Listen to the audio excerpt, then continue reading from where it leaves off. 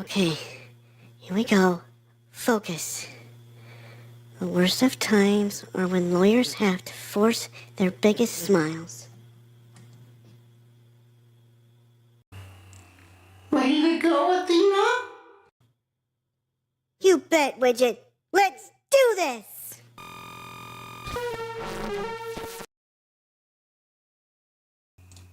Oh, hey fam. What is up, YouTube, Facebook, and Twitch, and everyone else in between? It is I, the Package Andrew Steele, once again on the streaming wheel. And today is a very special episode of voice acting. That is right, I am taking the wheel, and this time, I am the one-man dub here today. I will be trying to get through the next case of the Apollo Justice Trilogy, Turnabout Storyteller. So I do have a new person who liked my page. Thanks to that person for that. I want to now. Of course, if you want to know the link, my brother and I will. The moderator of this whole page, and my tag team partner, my partner in crime, my Day 1 A1, will be more than happy to provide you with this link. He will probably send that to my messenger or my phone, and I will, of course, type it in for you guys. Meanwhile, just you can tune into Twitch, you can tune into Facebook, you can tune into YouTube. But right now, this will probably be a 3-4 hour stream. And don't forget to tune in tomorrow, as my brother and I will be back in the saddle for Turnabout Revolution. So a very special thank you to our friends and viewers from last night's stream on Nostalgic Monday. 19 views while we streamed the TMNT nostalgic game. You guys are awesome for that. Keep them coming, and I'm sure one of my good friends of mine, they really enjoyed that. As for this next Monday the next Nostalgic Monday stream, one fan has chosen that I should continue the Legend of Zelda: Ocarina of Time adventure, but it's not too late. He can't be the only one voting for this, so those of you who have not seen that post, go ahead and get on there and vote as to what I should be doing this coming Monday on Nostalgic Monday. But let's not stall for time any further. Also, if you happen to have joined the chat, please be kind and good to one another, and me as well. Feel free to provide some feedback. Can you hear the music? Can you hear me? I'm sure you can hear me. Just want to make sure you guys can hear the music. Right then. With that said, let me get this started here proper. Got my rain energy here. So, you got a cap to your bottle or pin in your can. Go ahead and pull that pin and twist that cap off. Because guess what, fam? It's time to get bombed. Cheers.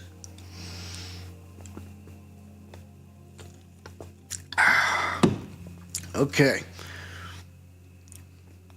So I got the chat window to my right. Without further ado, live scene. And as you can tell, I believe I've shrunk my chat window there a little bit. Hopefully you can see anything much better here. Without further ado, let's get to it. Well, it looks like I got 3 viewers here, 2 on YouTube, including myself. 2 watching now. Started streaming 5 minutes ago. Awesome sauce. Keep them coming. Got a viewer on Twitch as well. I'm pretty sure Maddie is watching this even as we speak. Probably not, but who knows. But she's always one of the best fans out there. Okay. Open the doors. It's time for the next case on the Apollo Justice Ace Attorney trilogy. We're about to begin episode 4, Turnabout Storyteller. Time to earn your worth, Athena Cykes. Yes, indeed. She has a tall order ahead of her.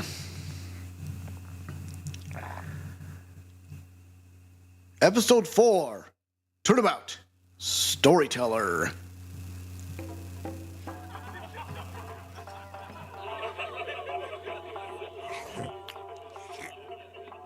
Uh-oh. 3, 4, 5, 6, 7, 8. What time is it? It's 9, 10, 11. Ugh. Oh, God. Whoever that shadowy figure is. Oh, no! He's dead! She's dead? No! Do you think he did it? Oh, no! If he did, then what do we do? Hey, pull yourself together. Don't worry. I have an idea. Who might that be? Could it be the real killer pinning in on the... whatever. May 13th, 9:45 a.m., District Court. Defendant lobby number 6, as I've read before.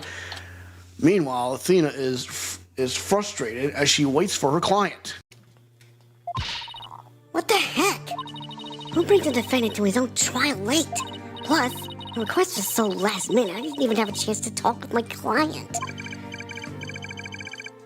He's late. He's late for a very important date.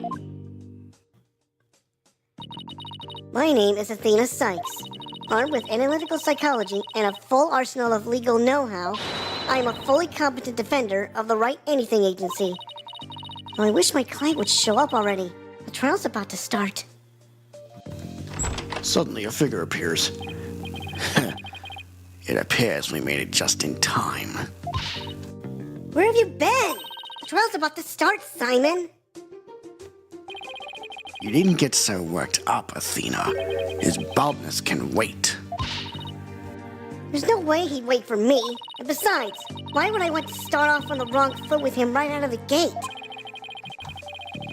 Dealing with such matters is part of being a lawyer, if I'm not mistaken.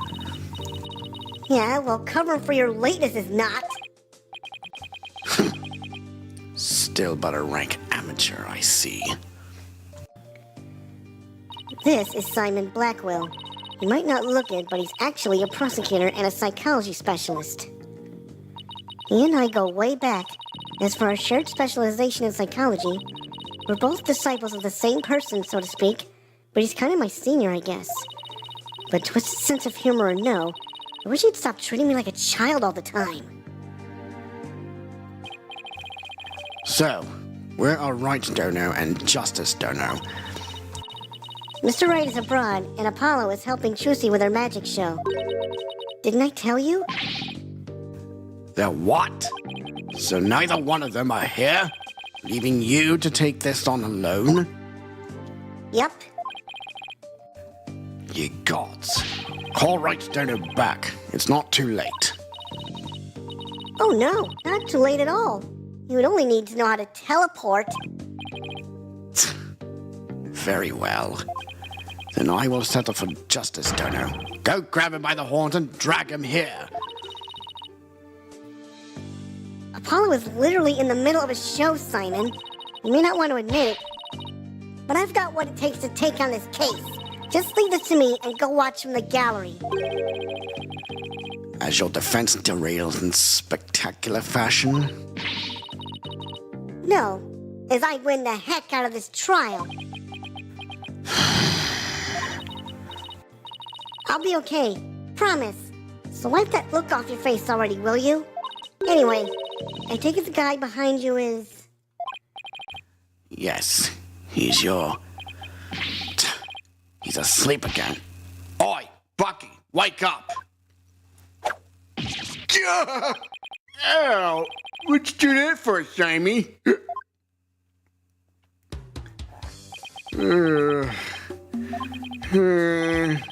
Who's this yellow chickadee? She's your lawyer, such as it were. I'd say she's more green than yellow, however. Lawyer? She sure doesn't look like it, does she? Is she, like, your fellow apprentice or something? Something like that. I've known her longer than I've known you. You could say we're bound to one another. Oh, okay. Well then, you should better call her Ms. Chickadee then. Simon, this guy's not only rude, but he's 3 sheets to the wind at his own trial.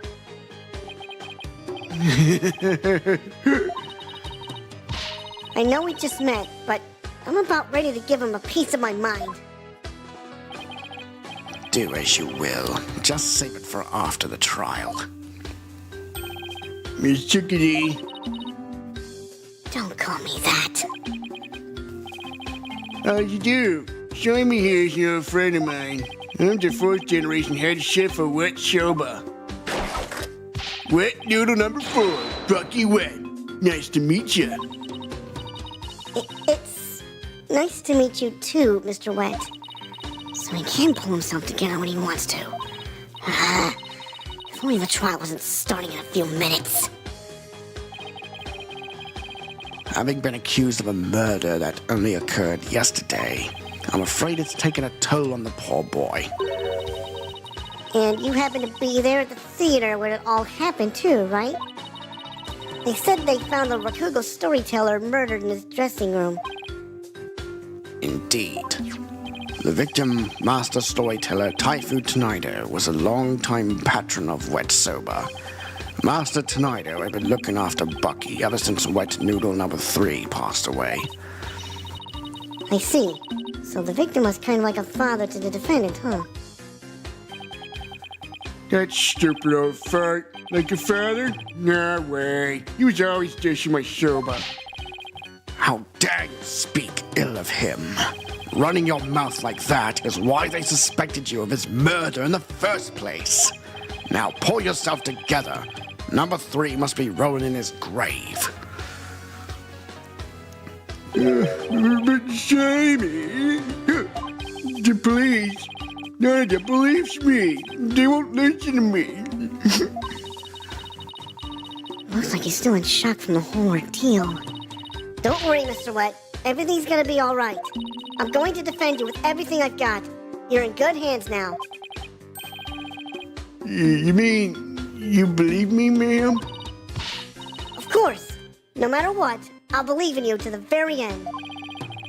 Gee whiz, Miss Chickadee.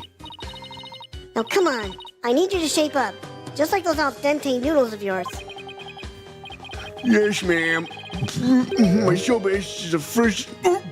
Oh.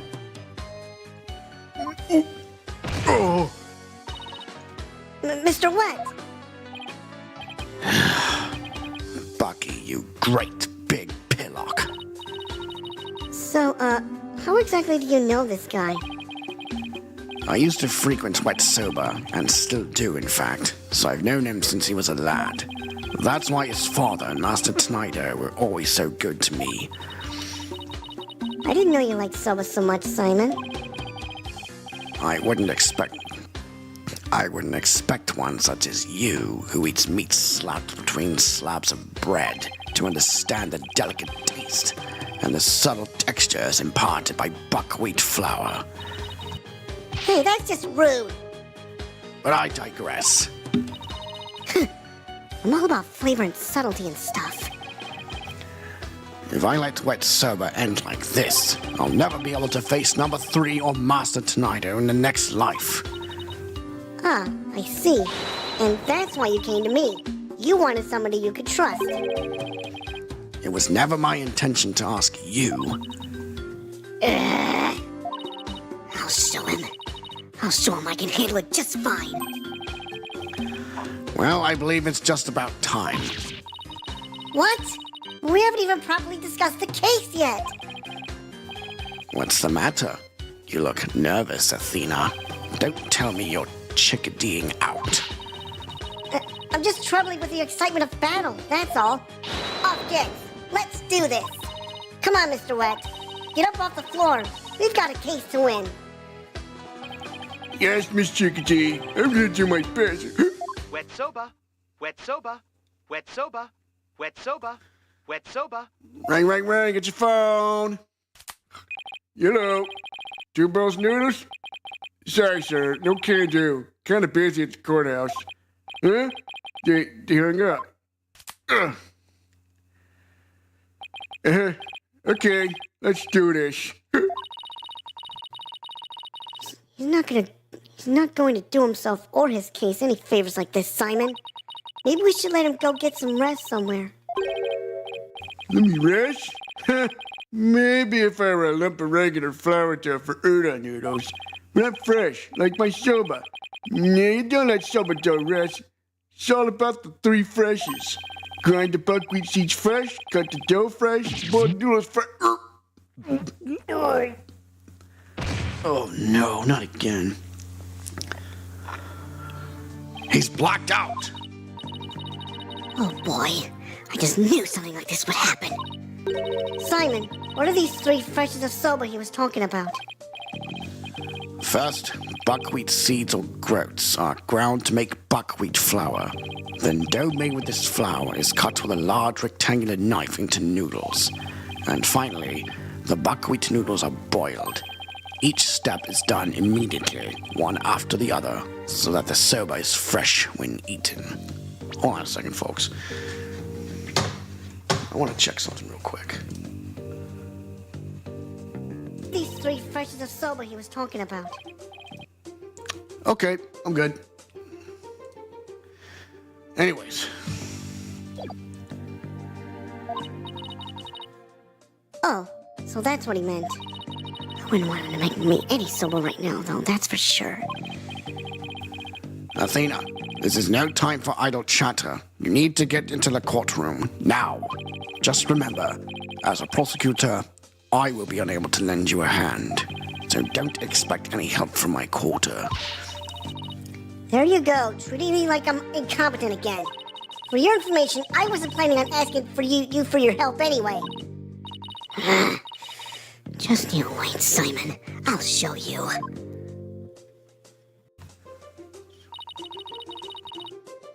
Miss Wright and Apollo may not be here, but that's all right. I can do this on my own. All right, Athena. I'm counting on you, girl. May the 13th, 9:50 a.m. District Court. Courtroom number 6. Courtroom number 4. Hey, I think they've repaired the courtroom by. Hey, they repaired the courtroom by now, haven't they? Is it still in ruins? No. Beautifully done. Day 1. Court is now in session. All rise. I'll never forget when it was bombed. Court is now in session for the trial of Bucky Wet. The defense is ready, Your Honor. The prosecution is fully prepared, Your Honor. What's this? No prayer this time, Prosecutor Sudmati. That is correct, Your Honor. To expedite these proceedings, I completed them beforehand in the lobby. How very thoughtful of you. By the way, what brings you back to this country? Chief Prosecutor Edgeworth himself called on me. Chief Prosecutor Edgeworth himself called on me to handle this case. Besides, I have a debt to repay. And though my opponent is yet a callow thing, I have no qualms with sending her down to hell. Objection! Objection! If you have a score to settle, it's with Apollo, not me. But more importantly, I am not a callow thing. I am a qualified and capable attorney.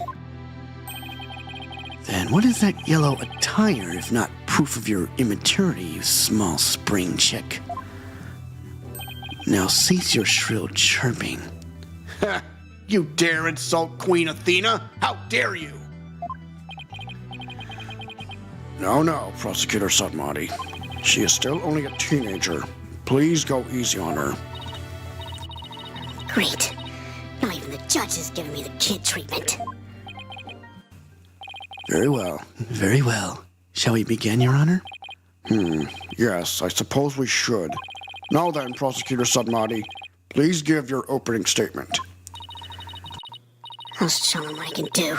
They'll be sorry they underestimated me. Certainly. Let the last rites of the victim commence. The incident is believed to have occurred at around 4 p.m. yesterday, May the 12th, at a storyteller's theater called Kurukurute. The victim was a great master of the Tenaida school of Rakugo, or comedic storytelling. His name was Taifu Tenaido. The scene of the murder was the theater's dressing room. It is accessible via the staff entrance hallway and has an inner and outer sliding door. Backstage diagram added to the court record. Diagram of the backstage area showing the location of the stage, the dressing room, and the yard. The estimated time of death is between 2 p.m. and 5 p.m. The cause of death is suffocation, though how the victim suffocated is yet to be determined. The autopsy found nothing unusual in his lungs or stomach, and there is no murder weapon. I will now submit the incident report to the court. Crime scene report added to the court record. The crime took place in the theater's dressing room. Master Tenaida was found with his face thrust into a large soba bowl. Taifu's autopsy report added to the court record. Time of death was between 2 and 5 p.m. The cause of death is suffocation. Prosecutor Sadmati, how can you name Mr. Wet as the culprit when you don't know how the victim was killed, or even with what?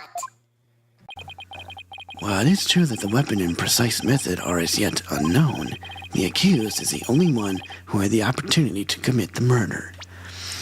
Prove that. Let's take a look at that autopsy report real quick. Time of death, May the 12th, 2 to 5 p.m. Cause of death, suffocation. Nothing was found in his lungs. He probably wasn't smoking weed, was he? Anyways. I will explain this assertion in further detail as we continue. I guess this means he has some kind of evidence to present. Now, would the accused care to plead his case? Come to think of it, where is the defendant, Miss Cykes? Sorry, Your Honor, but I'm afraid Mr. Wet isn't feeling very well and is resting in the infirmary. Surely it is a lack of a clear conscience that impedes him from facing this court. Great. Starting off on the wrong foot already. Mr. Wet is the head of a soba shop frequented by the victim. On the day of the incident, Mr. Wet went to the theater at the victim's request. Taifu Tenaido was a connoisseur of soba. As you can see in these photographs, he was apparently making soba himself in his dressing room that very day. The soba found at the scene is likely the soba he himself made there.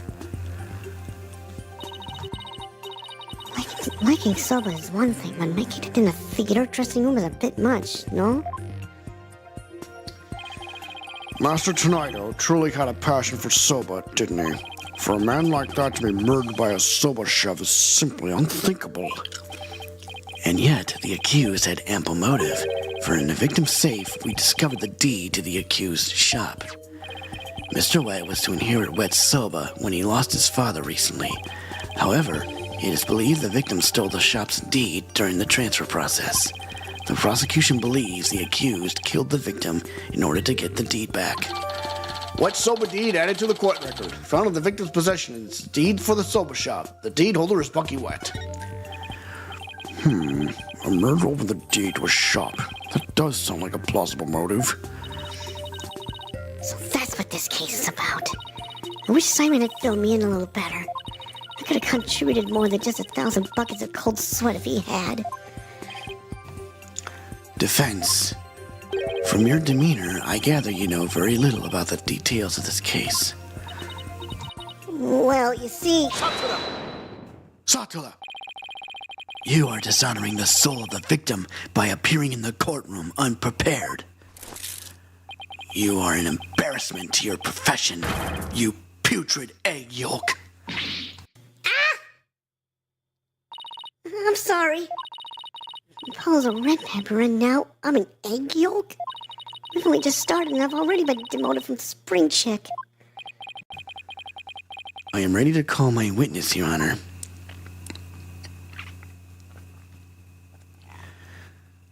Let us listen to the words of one who was present when the crime was discovered.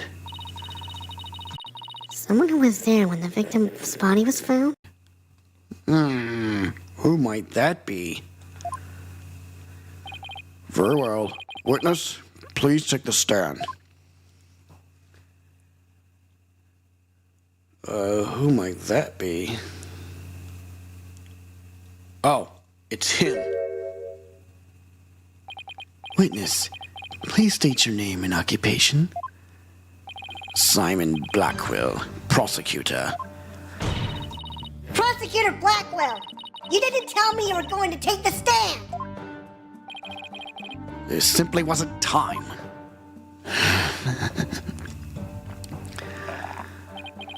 What a shame, Prosecutor Blackwell.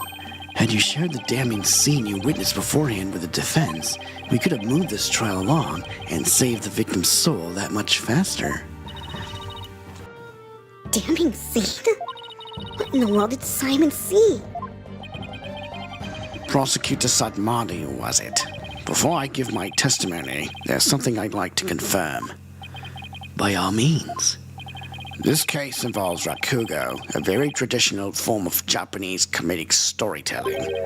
Do you have enough knowledge of this art form to handle this case competently?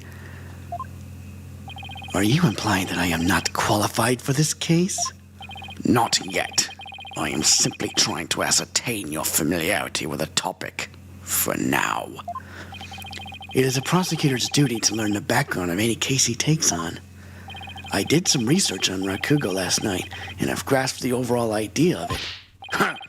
How much could you possibly grasp in a single night?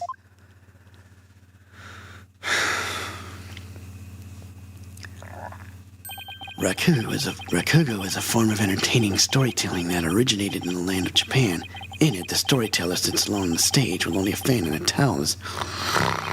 And the rakugo artist tells long, whimsical stories, giving each character a distinct voice. This traditional art was originally invented by monks to make sermons more interesting. So, yeah, rakugo is a form of entertaining storytelling that originated in the land of Japan. In it, the storyteller sits alone on the stage with only a fan and a towel that fall asleep. And the rakugo artist tells long, whimsical stories, giving each character a distinct voice. Traditional arts. Okay. Nice sermon, by the way. Are you satisfied? If not, I could explain the 12 types of endings to such stories. Or shall I perform the famous story of Yugemu instead? It appears you have put on a bit of study. Your acknowledgement is most welcome, Prosecutor Blackwell. I can see why you are known for being quite thorough in your research, Prosecutor. Now, I would love to see you perform that story you mentioned, if you don't mind. If that is your Honor's request. Jugemu. Hold it! Your Honor, can we please get back to the trial? Oh, right. Of course. I nearly forgot. Seriously?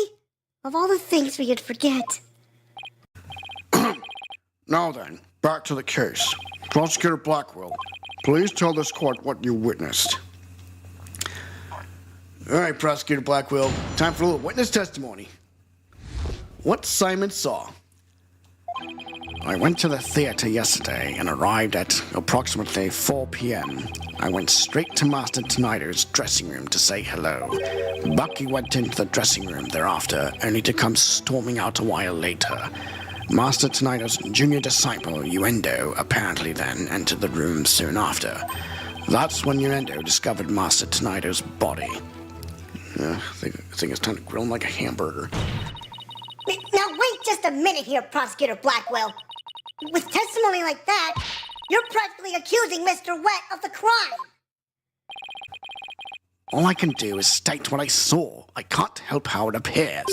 But a qualified and capable attorney such as you should be able to dispatch with it, right? Well, yeah, duh. All right. I guess I better start by getting all the info out of him that I can. Good idea, Athena. Now grill this man like a hamburger. What Simon saw. I went to the theater yesterday and arrived at approximately 4 p.m. Hold it! Prosecutor Blackwell, what did you go to the theater for in the first place? I went because I had received an invitation from Master Tonighter. Here, see for yourself. It was a special show commemorating his junior disciple Uendo's promotion. It was also an occasion to announce the boy's succession to the stage name of Uendo II. So what exactly does it mean to succeed to stage a name?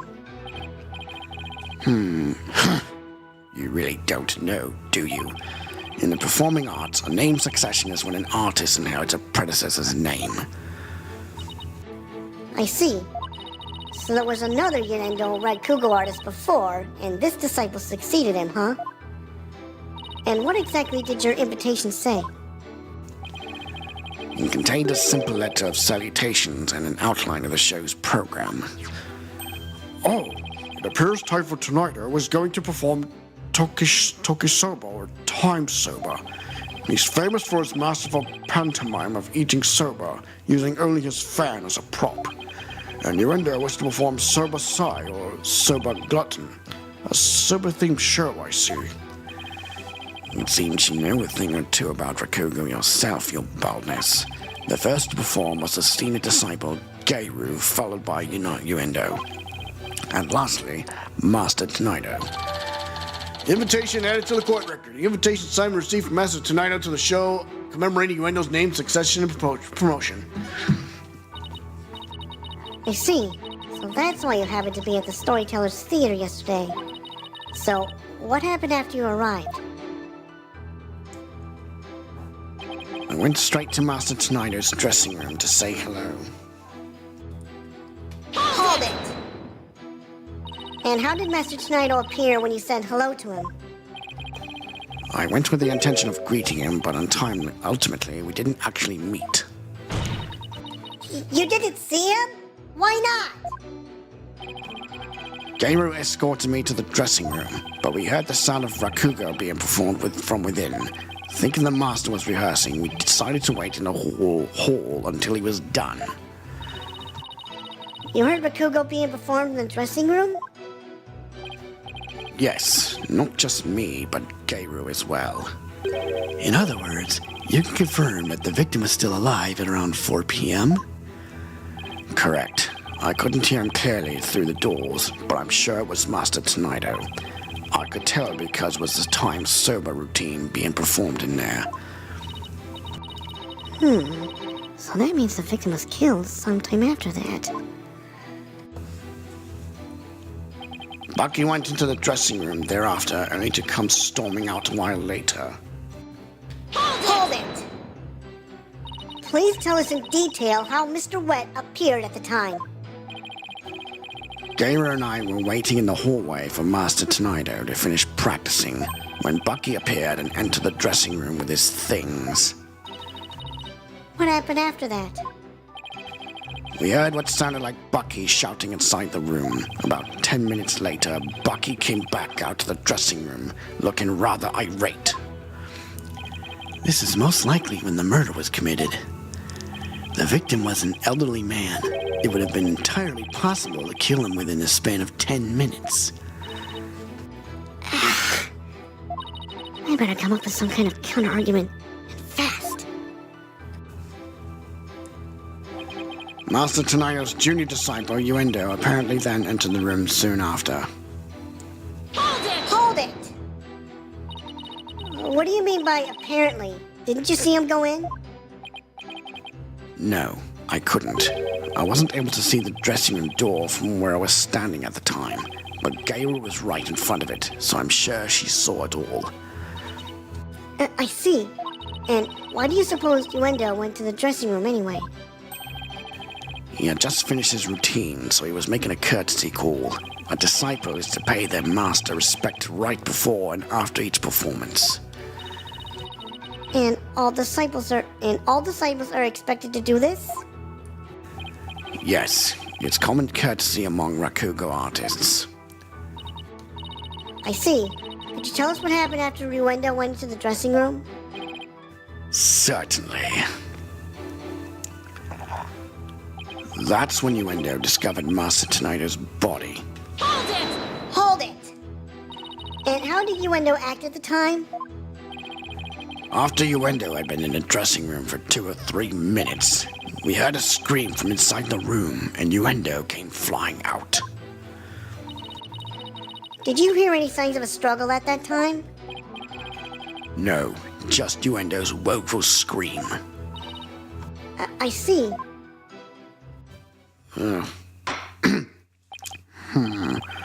Well done, Prosecutor Blackwell. Your testimony has given us quite a glimpse into the sequence of events. Thank you, Prosecutor Blackwell. And now, please allow me to summarize your testimony. While Prosecutor Blackwell and Gabriel were in the hallway waiting for Master Tonido, the accused came along and entered the dressing room with some items in tow. He was heard shouting for a time inside the dressing room, and about 10 minutes later, he came back out of the room, seeming rather angry. A short time after the accused had come and gone, Uendo Tonido went into the room. A few minutes later, after having discovered the victim's body, Uendo gave a scream and came running out into the hallway from within.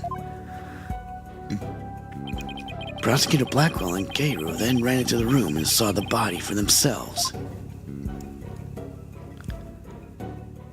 From the circumstances, it is quite clear that the accused murdered the victim. This is crucial testimony indeed. Simon's statement added to the court record. Simon's eyewitness account of the time of the incident. Defense. An eyewitness has given conclusive testimony. Why not let it all go now and allow the victim his last rites? Not on your life. If Uendo went into the dressing room too and was the first to discover the body, then who's to say he didn't commit the crime? Uendo was in the dressing room for a mere 2, perhaps 3 minutes. He could not have possibly committed the murder in that time, nor without making any noise. Oh, Simon, why did you have to give that awful testimony? Prosecutor Blackwell, can't you give me something a little better to work with here? Isn't it up to you to ask the right questions? I am certainly willing to tell you all that I know. So if you truly are as capable as you claim, then draw out what you need yourself. This is no time for your twisted games, Prosecutor Blackwell. Just admit you don't remember it all that well. Satura! サトラ今おまんどもさましで足し抜けたれがせよそのか I asked for soup, not noodles. Prosecutor Blackwell, watching you collude with a defense like this, I see that you are no prosecutor. Be gone, witness. You shall haunt this sacred hall no more. How dare you treat me like some evil spirit to be exorcised? I'll remember this, you blackguard.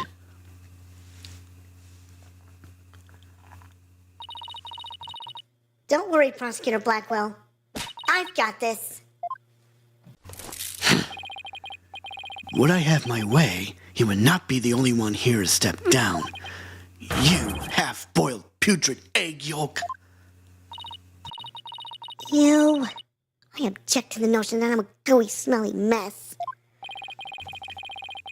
Prosecutor Blackwell's testimony was like the lowly opening act of a Rakugo show. He may hold the title of prosecutor, but this time, he stood on the side of the defense. To restore balance to this trial, I would like to present an actual witness for the prosecution. And who is this witness? The person who was with Prosecutor Blackwell when the body was discovered. She is another entertainer of the Tonido School, Ms. Gayru Tonido.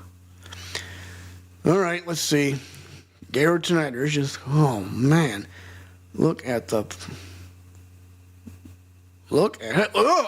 What? She looks like a clown! Please state your name and occupation, witness. Hello, everyone. I'm here to represent the Tonido School with a twisty twist. And balloon! There you have it. A stunning balloon hat. It's me, the balloon artist you all know and love, Gayru Tonido. Just call me Gayru, sweetie. 1, 2, balloon. I swear on my life, if Scott and Josh were in charge, they'd have a field day with this clown chick. Good lord. Well, what a way to capture your audience's attention. I dare say I can't take my eyes off those balloons. Phrasing! Please tell me you're talking about the hat, Your Honor. Oh, Mr. Judgy, I'm so glad you liked my performance. Would you consider joining my fan club? Would he please? Oh, absolutely. And please save your fanboying for after the trial, Your Honor. Anyway, Garu, I can't help but notice you seem awfully cheerful for having just lost your master. Of course I'm sad, but Shisho would scold me if I didn't put on a big smile. Never showed sadness. Smile, smile, smile, with a twisty twist.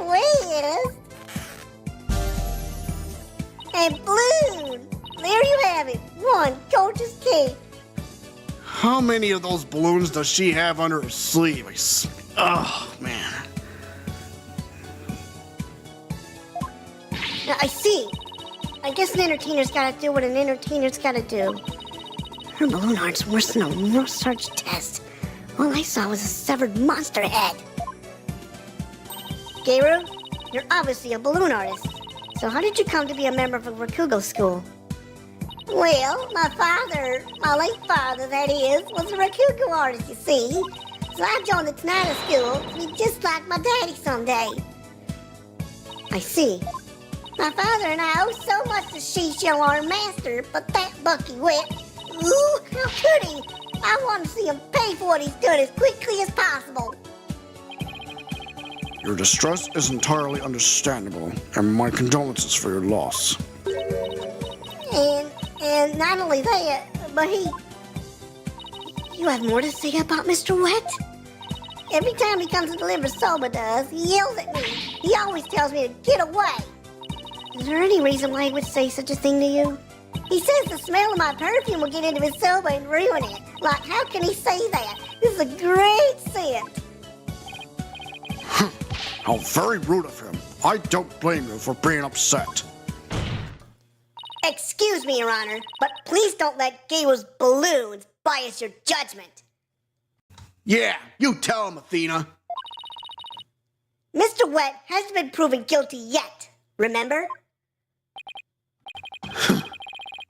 It will be interesting to see how long that fire of yours will last, Defense. Now then, Garu, please share the truth with this court. Yes, Garu. Your testimony, please. All right, spill the beans, clown lady. Time for a little witness testimony. Before the murder was discovered. From 4 p.m. to a little after 4:20 p.m. when Shisho's body was found, Simon and I were standing in the hallway in front of the dressing room. Before Yuendo was discovered the body, the only person who had gone in there was Bucky. Come to think of it, a little while before Bucky showed up, Jigenmu was barking like mad. Jigeku must be the dog or something. Prosecutor Blackwell, do you have any objections to this witness's testimony? No. Make up your bloody mind, sad monk Sadmati. First you exercise me, now this. You need only do as you are instructed by this humble servant of the Holy Mother. As there are no objections, Your Honor, let us move on to the salvation of the victim's soul. Hold it! Hold it! Hey! I'm the defense attorney here, Prosecutor Sadmati, and I just might have an objection or two once I actually cross-examine the witness. So what are you asking Prosecutor Blackwell for? I'm the one you should be checking with. There is a passage in the sacred scriptures of Koreanism.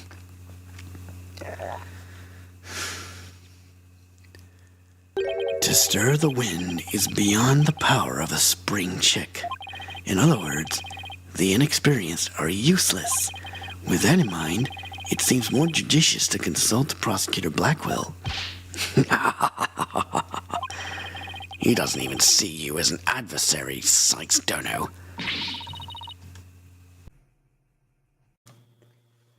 Well, I won't let either one of you insult me. I'll show you I'm no inexperienced spring chick. Your Honor, I'm ready to cross-examine the witness. I hope you can make Prosecutor Satmani see you as worthy adversary, Miss Cykes. I'll allow your cross-examination, so you'd better strike while the iron is hot. Damn right, sister. All right, cross-examination time. I'm going to go with story mode, see what this says. Before the murder was discovered. From 4 p.m. to a little after 4:20 p.m. when Cecil's body was found, Simon and I were standing in the hallway in front of the dressing room. Before we went to discover the body, the only person who had gone in there was Bucky. Come to think of it, a little while before Bucky showed up, Jugagan was barking like mad. Hold it! Jugemu? That's my doggy. I kept him at the theater. Let's see. With the twisty twist. And balloon. There you have it. My cute little Jugemu. Oh, God. Enough of the blow tricks, lady. He's kind of creepy looking. Oh, but he's a really, really good boy. And why was Jugemu barking? Do you think it's because he saw someone suspicious? If so, then we'd have a new suspect in this case. Now why was he barking again? Oh, I remember. Because it was time for me to feed him. So I went into his yard and gave him some food. Couldn't somebody have slipped into the dressing room while you were doing that? No, the door out into the yard was wide open. I would have seen if anybody went into the dressing room. Prosecutor Blackwell, come down to the stand for a sec, please. How many times must I do this? You saw what Gary was talking about, right? So why didn't you mention it before? I can't be expected to remember every minute detail. Well, remember them now, please. Did Gary go out into the yard?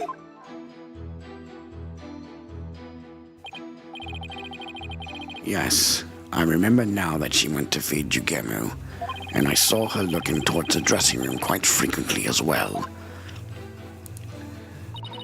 Do you recall anything else?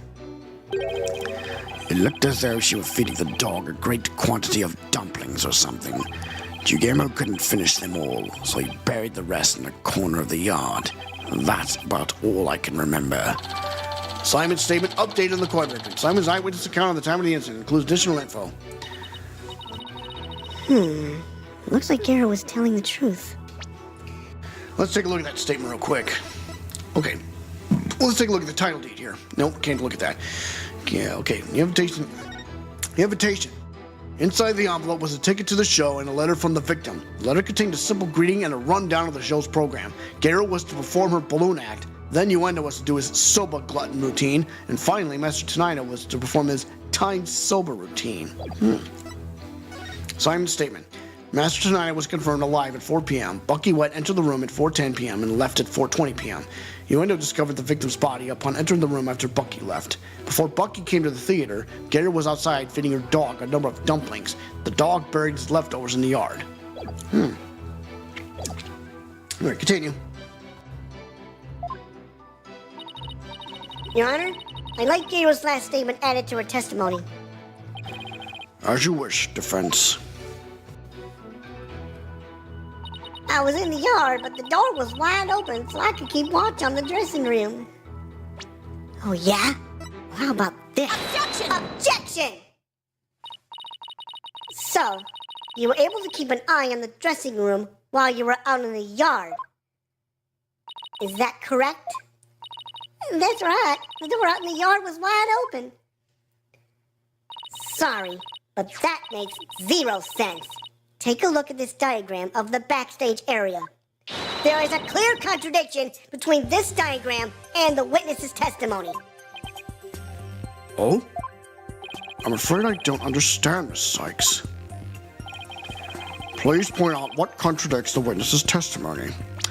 All right, let's see. You were able to keep an eye on the dressing room while we were out in the yard. Is that correct? Door out in the yard was wide open. That makes 0 sense. So what is this contradiction? Point it out, Athena. Huh? This door was wide open. Take that!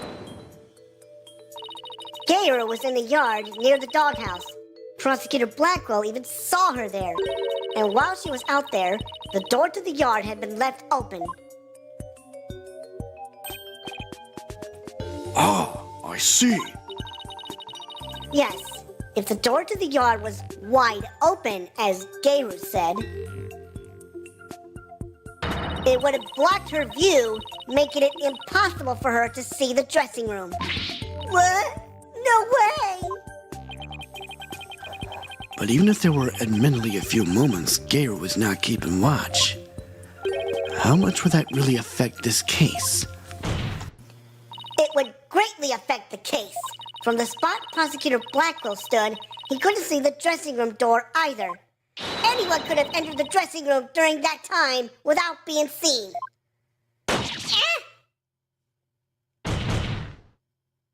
Gayru, why did you try to hide the fact that you weren't watching the dressing room? What? Objection! Objection. Hide the fact. You speak as though you think she had something to do with the murder. Rather than deliberate deception, it was more likely a simple oversight. Right, witness? Well, I was so shocked at what happened, I was just confused, that's all. Even though she is trying to keep up a brave front as an entertainer, the truth is that she is being torn apart by grief. For her mind to be in turmoil is hardly unexpected. Yes, it must be very difficult indeed. To a disciple, one's master is akin to a real parent. Surely, her shock is immense. The way this lawyer tries to pin the blame on this poor soul at the first opportunity. All I can say is, defense attorneys are heartless creatures indeed. But I wasn't! That wasn't what I was trying to do! Is it beyond your comprehension, defense? Your unskilled argument is scarring this witness even further. And if we ask the people of this courtroom, I am sure they would agree. What? The gallery doesn't get a say in this! Are you afraid to find out that they think ill of you? Or that perhaps you're in the wrong? Listen to them now with that keen sense of hearing you are so proud of. Oh boy. He's triggering the voices of their hearts. Huh? He's right. That was harsh. She didn't have to go that far. I feel kind of sorry for the witness. Why is the lawyer's outfit so yellow? No! I was just trying to find the truth. Why is the whole gallery siding with Prosecutor Sadmati? The people understand. They know what is right and what is wrong. That lawyer's still in training, isn't she? Why is she all by herself? I hear the voices of the gallery. I can hear the voices of their hearts. It's so intense. I feel so alone up here, fighting by myself. Are you afraid, child? It is ludicrous to come to trial with such paltry preparation of the soul. I command you to leave this courtroom at once. But I can't give up. I have to. I have to keep pressing on. As long as there was a moment when nobody was watching the dressing room door, the defendant can't be convicted solely on Prosecutor Blackwell and Gayru's testimonies. Even now you will continue to resist. You are childish in defeat as well, I see. I'm not out for the count yet, Buster. I'm just getting started. Despite your posturing, it is not true that your resolve could crumble at any moment. Despite your posturing, is it not true that your resolve could crumble at any moment? With but a little push, you would surely succumb to despair.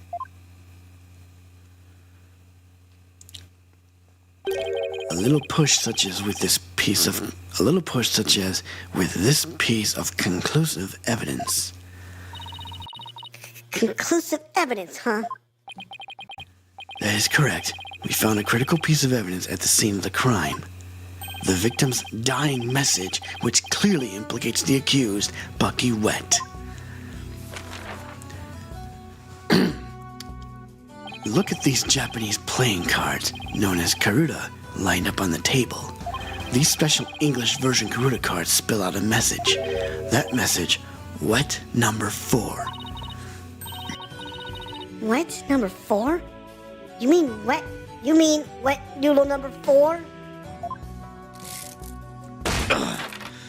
Yes, wet noodle number 4, as the 4th head chef of Wet Soba is also known. This message points to none other than the accused Bucky Wet. No!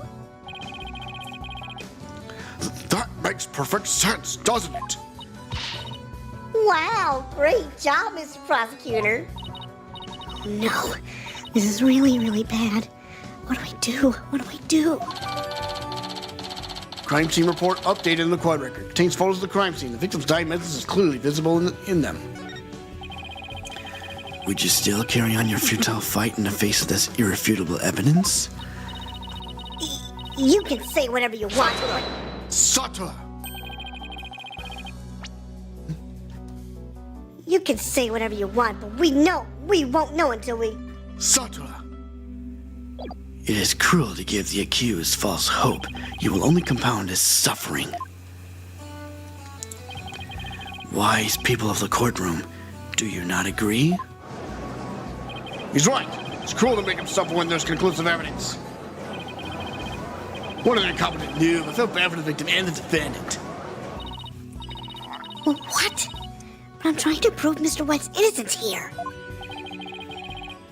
I know you can hear them, defense. Their voices implore you to save the accused's soul.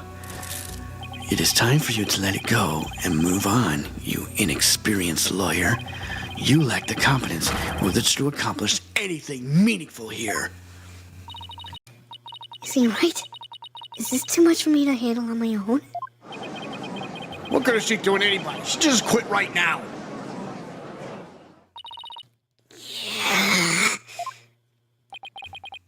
Now, defense, leave everything to this humble servant of the Holy Mother. Silence! Silence!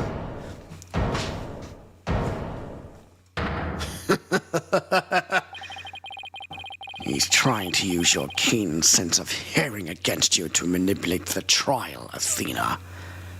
What a cheap trick for a supposedly holy man. Simon!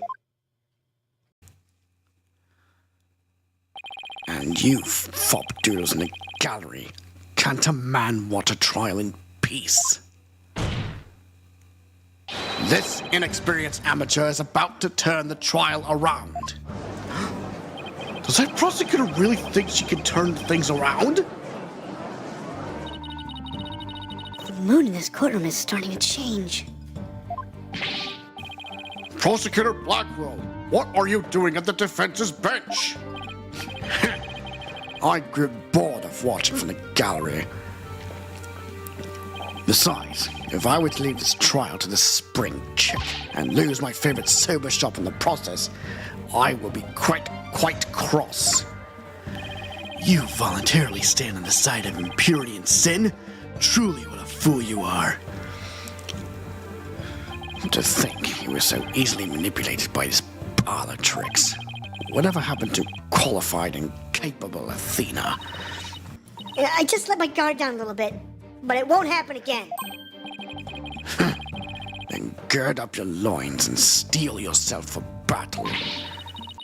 I'm not girding up anything in this skirt, but I am ready to get serious. Sattler! It seems there is now yet another soul I must cast down into hell.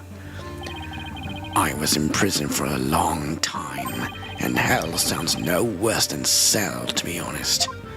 Ah, but the fires of hell will not be the end of your suffering. For the sin you have just committed, you shall surely be reborn as a panda in your next life. A white and black reverse panda, that is. and you shall be put in a zoo to be exposed to public ridicule. A threat like that won't work on Prosecutor Blackwell. After all, he's already used to looking like a panda in this life. Who are you calling a panda?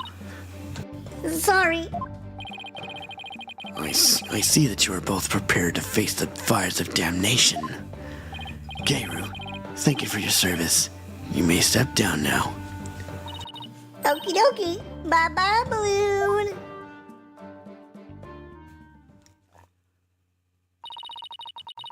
Does everything have to be about balloons with her? Now then, I have a witness prepared to testify about the Karuta cards. And who is the witness this time? The first to discover the body and someone who witnessed the crime scene firsthand. Mr. Uendo Tonido, the time has come for that ponytailed pair over there to finally let it all go and move on.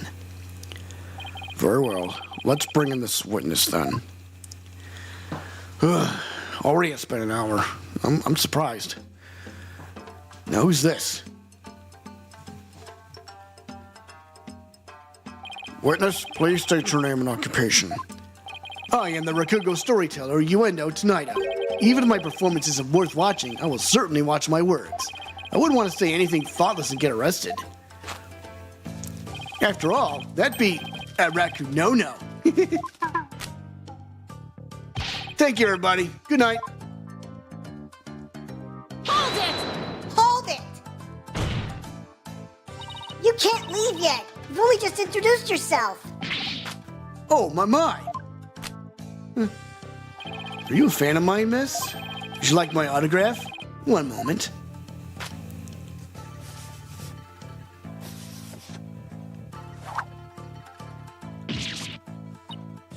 Ow!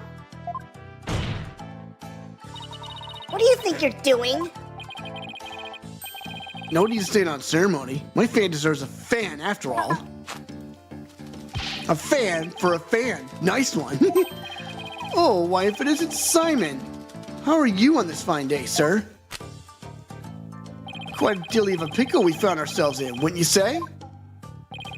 I don't believe I've ever seen you talk quite so much, Uendo. Never before in a place like this, you know. I got butterflies here, can't you see? Why do I always get the weird ones?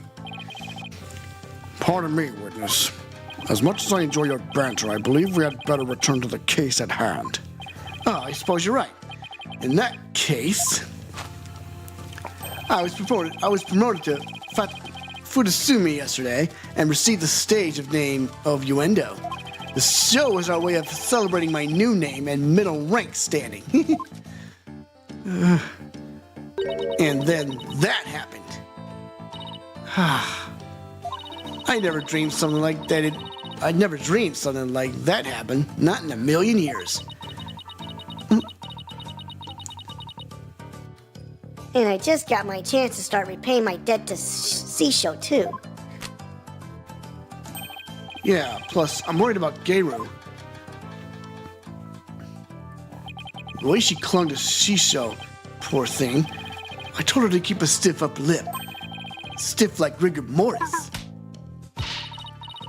Keep telling those lame jokes and Seashore comes scold you from the grave. I wouldn't mind getting yelled at, you know, if it meant seeing him again. Uendo, please. As charming as your various characters are, this isn't the Ragugo stage. Let us hear your testimony now, witness. Tell the court about the evidence left at the scene, the proof of the accused's guilt. I'm gonna try and go the distance, folks. Witness testimony time. Shisho's dying message. I noticed Shisho's dying message right away. The stiff cards are right there next to the stiff, you see. Hey now, enough of the silly puns already. Anyway, I got the meaning right away. I knew it must have been talking about Bucky.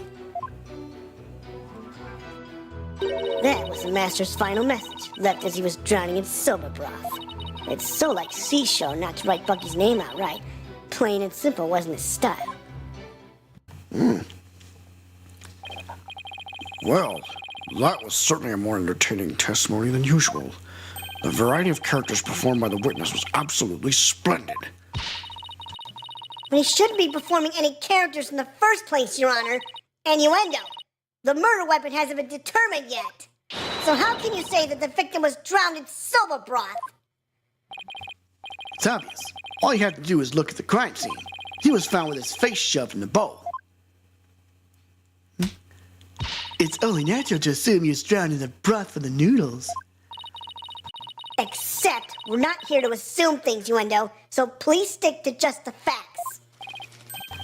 My. It sounds like a soba chef to kill someone this way, wouldn't you say? And with the accrued message he left behind, it's clear Bucky Wet did it.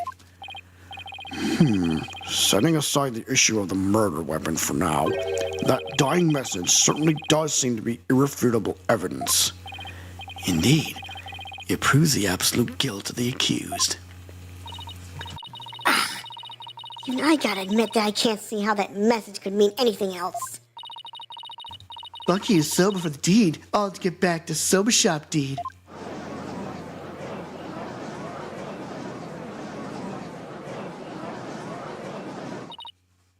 This testimony makes Mr. Wet look super guilty. I have to do something. That's his conclusive evidence. What a farce. What do you mean, Simon? What's this? I thought you said you weren't planning on asking me for help. I did, and I won't thank you very much. Simon must have found an inconsistency in the testimony. I better listen carefully and try to see what he found. I'm gonna let Story tell me. Time for a little cross-examination. Shisho's dying message. I noticed Shisho's dying message right away. The stiff cards were right there next to the stiff, you see. Hey now, enough of the silly puns already. Anyway, I got the meaning right away. I knew it must have been talking about Bucky. That was the master's final message, left as he was drowning in soba broth. Objection! There's a contradiction in Innuendo's testimony. And would you care to explain where, Miss Cykes? She's not getting out widget just yet. Certainly, Your Honor. According to the autopsy report, nothing unusual was found in the victim's lungs. Oh, I see. Oh, yes, it does say that, doesn't it?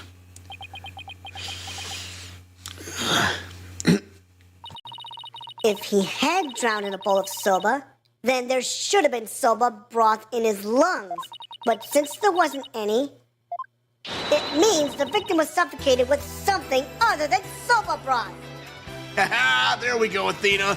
Listen to that music. What? This is the contradiction you notice, isn't it, Simon? Not bad. Not bad at all. I guess I showed you. But if drowning in the soba broth wasn't the cause of death, then when was the victim's face thrust into that bowl? Typhogenitis' face was thrust into the bowl after his murder. Because no soba broth was discovered in the victim's lungs, his head must have been placed into the bowl after he was killed. And that's when the soba broth must have been spilled onto the Karuta cards. In other words, the victim could not have lined up the cards up as he was drowning. I see. So it was done after he was already dead. But why would the culprit do such a thing? I'm afraid I don't know yet. Objection.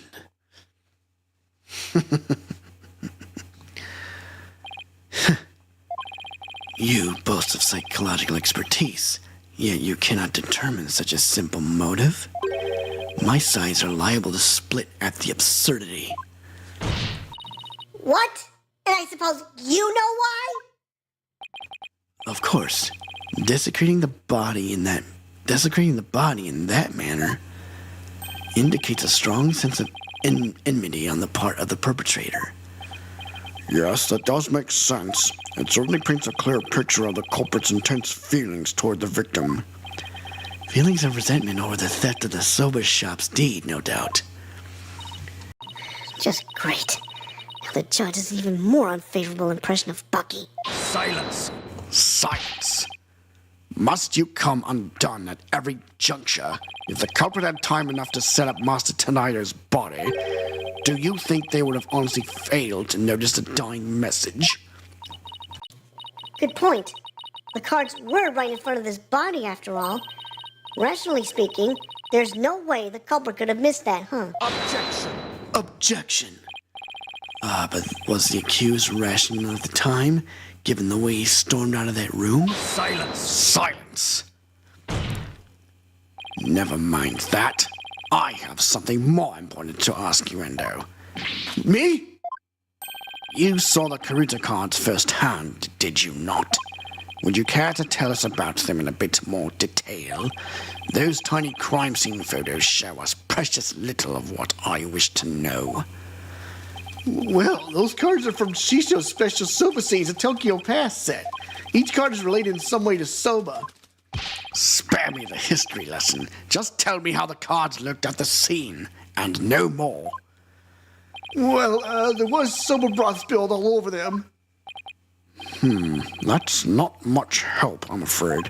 Prosecutor Sadmati, do you have a photo that shows the cards more clearly?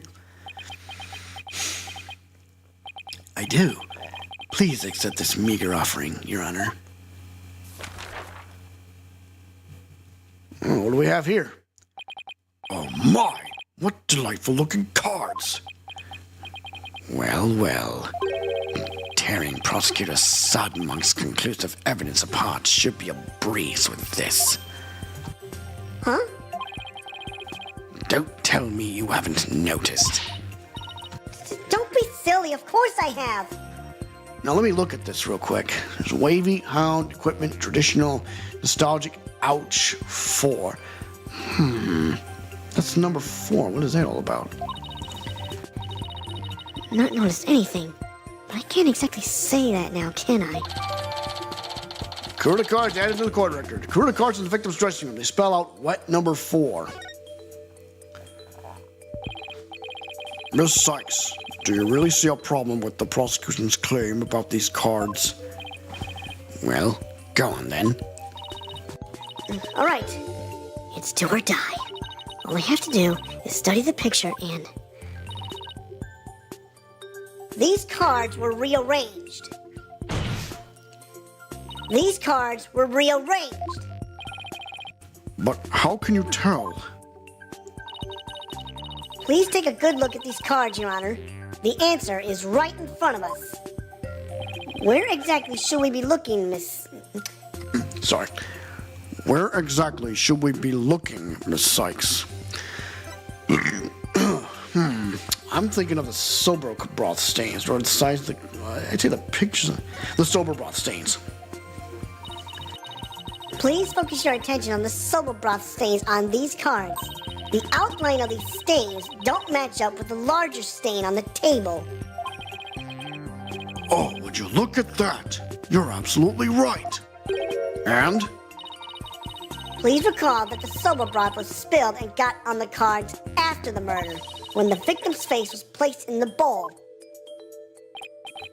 Yes, go on. By the stains, we can see that the culprit deliberately rearranged the cards after that. In other words, this message was altered in order to pin the crime on my client.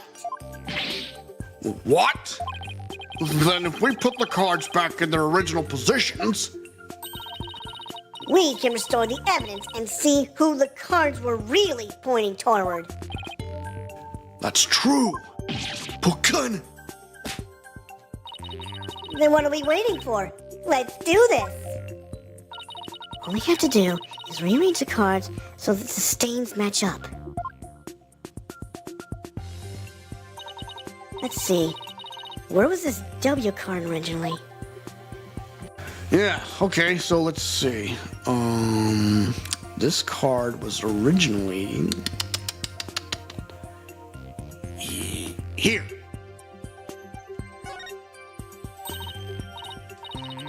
Perfect. Okay, the H card is next. Now, where's this H card originally? Oh, I get it. So it's a puzzle game thing. Let's place that card here. Yes. Now the E card. All right, time for the E card. Where's that go?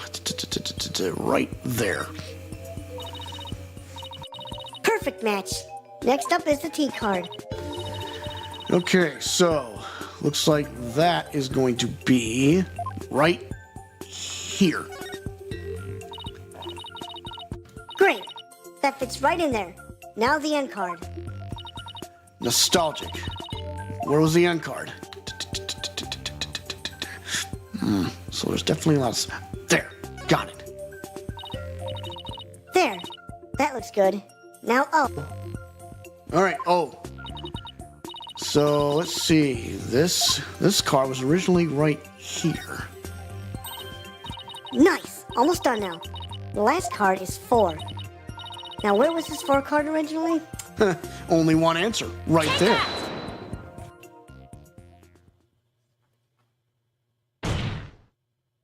So the message, wet number 4, was originally supposed to say, oh, and 4th. And this original message is our clue to the identity of the true culprit. What?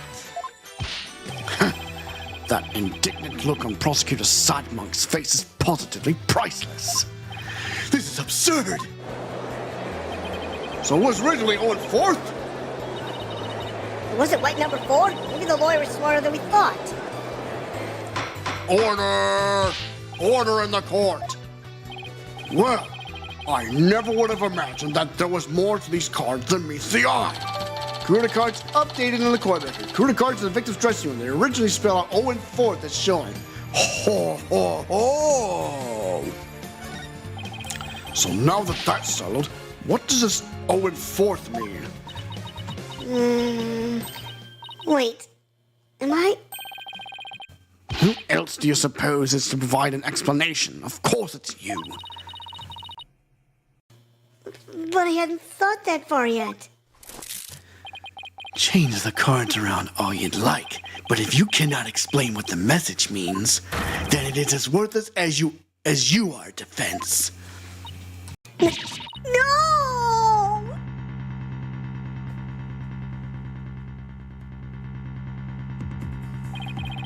And so the spring chick that fancies itself a graceful swan is brought back down to earth. I have to do something. But what? Still your thoughts for a second. There's a perfectly good witness to question over there. Oh, right. That's a good idea. Come on, Athena. Get a hold of yourself. Window? Does the phrase 0 and 4th mean anything to you? No, there's no one named Owen in the Tenida family, or our circle of friends. Go ahead, ask anybody you'd like. You can't be serious. Having rummaged through your empty mind, I see you have, as expected, turned up nothing. Silence! Silence! I'm afraid I have no idea who the devil this Owen Forth is either. But the fact remains that the cards were rearranged to pin the blame on Mr. Wet. That in itself proves that the defendant isn't the real culprit. Prosecutor Blackwell is right. Besides, the important question here is not who does the message point to, but rather, who rearranged the cards?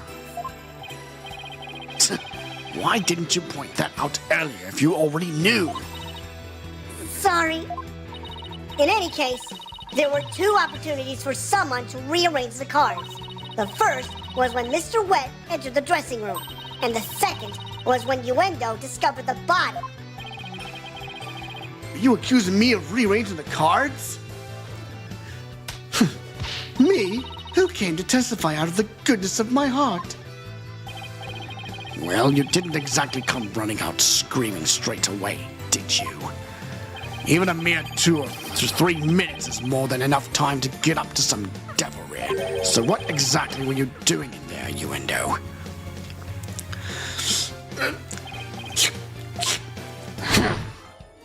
Put down the tea and spit out your answer. Yeah, Mr. Prosecutor, what's a guy supposed to do at a time like this?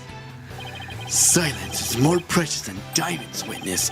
Therefore, you need only stay silent. The defense is devious. They are waiting for you to make a slip of the tongue. Oh, I see. So that's what they're after, is it? In that case, Your Honor, I decided not to say another word. Very good. After all, your right to remain silent is protected by law. Well, Prosecutor Blackwell, any other brilliant ideas you'd like to share?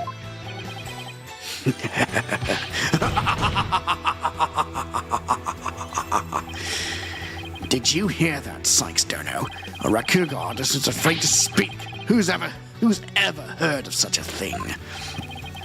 Are you trying to taunt him into talking? Such a petty trick will never work. That's right. I'm not going to fall for it. I'm only asking to hear your story. Besides, is it not your job to tell your tales if there's an audience to listen? And even so, I have the right to refuse to answer. The more you keep quiet, the more we want you to talk. That's simply human nature. Isn't that right, people of the gallery?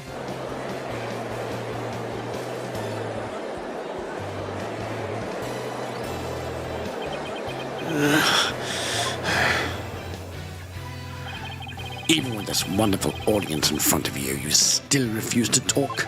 If so, then perhaps you choose the wrong line of work, my friend. Are you saying I should quit? Because I'm not afraid to speak my mind, I'll have you know. Oh no, never mind what I just said. I'm not afraid to speak my mind. It is scary to talk, it's absolutely terrifying. But no, as a Rakugo artist, I must talk. If I don't, how can I ever show my face on stage again? Your Honor, I'm ready to testify. He did it. He managed to convince Uendo with his power of suggestion technique. Bully for you, Uendo. That's as a real Rakugo artist should be. All right. If the witness wishes to testify, then by all means, please do. To be turned by such an obvious ploy, what a man of weak spirit. All right, time to testify, Uendo. In the dressing room. After my performance, I went to visit Seashore. I called to him from outside the room, but he didn't reply. When I entered the dressing room, I saw Seashore slumped over the table, motionless. From what I can tell, there do not appear to be any inconsistencies in the testimony. Of course there aren't any, because I'm not trying to hide anything. Prosecutor Samani is right. I don't see anything inconsistent either. But I did pick up on some faint discord in Uendo's heart. Ponder all you would like, defense, but it is pointless. Your Honor, I believe there is no need for further deliberation. Hold it! Hold it! I disagree, Your Honor. Hold on a minute. See if they boarded.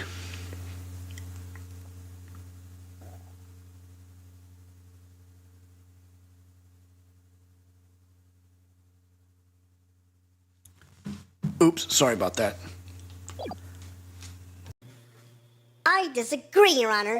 I detected discord in the voice of the witness's heart. That's a clear identification that Uendo is facing some sort of inner turmoil. Are you saying what I think you're saying, Miss Sykes? Yes, Your Honor. The defense would like to conduct a quick therapy session on this witness. Objection! Uendo, there's no need for you to submit to this so-called therapy. It's fine by me. I have nothing to hide. Bring it on. Ugh. Impetuous fool. Hi, Blade King. Thanks for joining the chat, my man. Why will you not listen to the guidance of this humble servant of the Holy Mother? If the witness wishes to proceed, I see no problem, prosecutor. In one ear and out the other, it seems this performer has no need for your so-called guidance, prosecutor sad monk. Just know this, you and I'm going to make the most of this opportunity you created for me. Just keep your wits about you. I will. Uendo, could you tell us again about what happened in the dressing room? All right, then. Mood Matrix. Activate. We're going to get to the meat and matter of the case, folks. So here's what it is. After my performance, I went to visit Sisho. He's happy about that. I called to him from outside the room. Okay. But he didn't reply. When I entered the dressing room, I saw Sisho slumped over the table, motionless.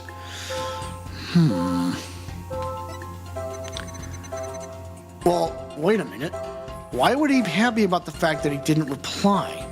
We should pinpoint that. So he's happy that he didn't reply? Got it! Uendo, something here just doesn't match. Match. Ah, I see. Match, as in manage to assert a thoughtful, calculated hypothesis. In other words, you are the something here that didn't match, correct? It appears you've met your match. No worries. That was just one match. There's still the rest of the game to go. Okay, so that wasn't it. Then what is it? What does the story tell us? So when I entered the dressing room, I saw Sisho slumped over the table, motionless, and all this fear.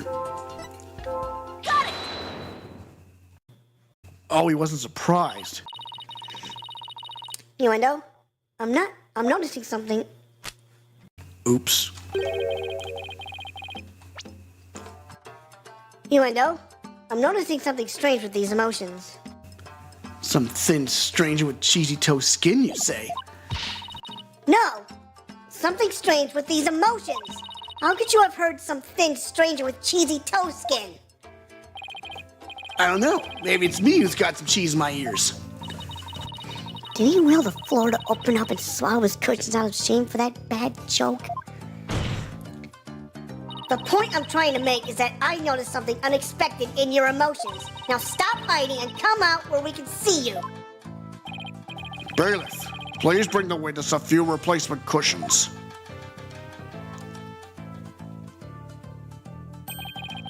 So what was this unexpected thing you noticed? Oh, come on! His artist said a few cushions, not a few dozen. Now that we've all had a good laugh, please continue, Miss Cykes.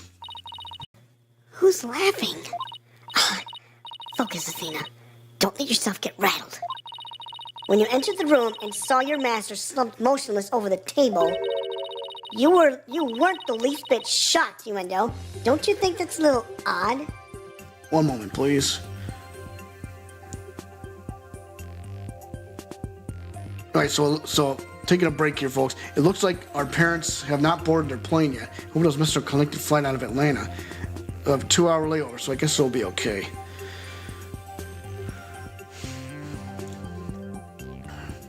Yeah, so sorry, folks, about that. So basically, my parents are waiting on the flight return home from Key West, but apparently there's an apparent hurricane just west of there, and hopefully the flight doesn't mess up. So yeah, apparently it's delayed. Ugh.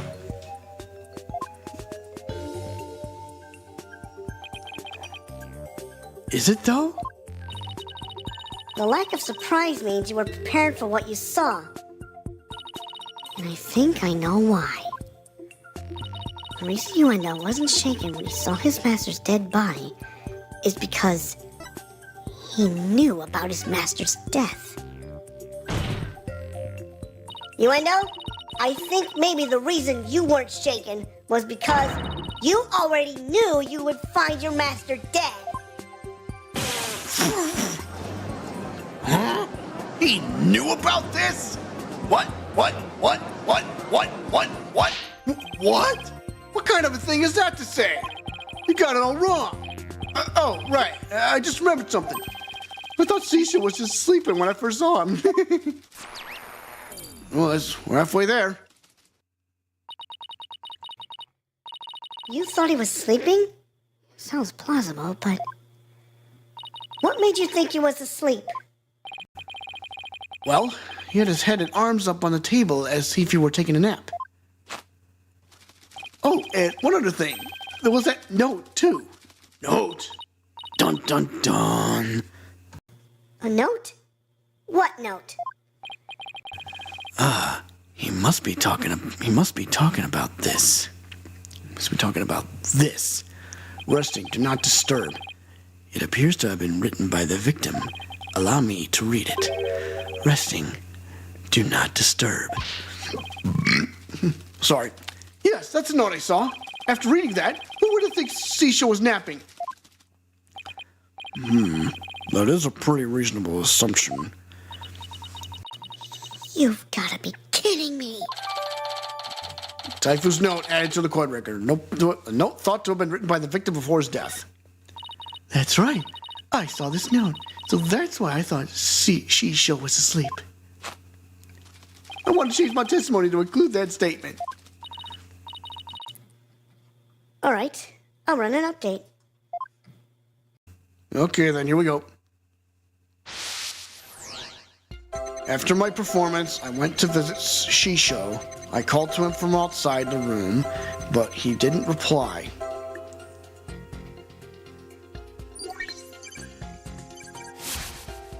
When I opened the door, I thought he was sleeping, but something seemed off, so I rushed over to him. I was shocked to find him dead. I couldn't believe my eyes. Shocked, but why was he afraid? Could it be? Let's see. No, I don't think that's it. Uendo, something here just doesn't match. Match. Ah, I see. Match, as in managed to assert a thoughtful, calculated hypothesis. In other words, you are the something here that didn't match, correct? It appears you've met your match. No worries. That was just one match. There's still the rest of the game to go.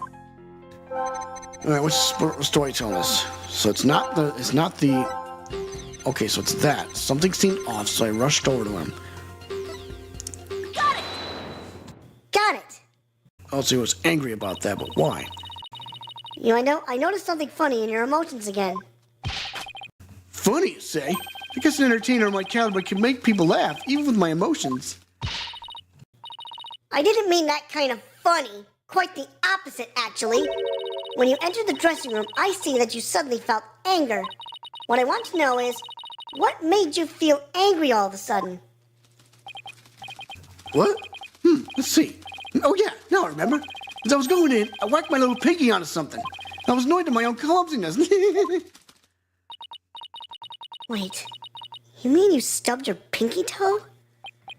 It's just a little bump of my little piggy. No big deal. It's embarrassing, really.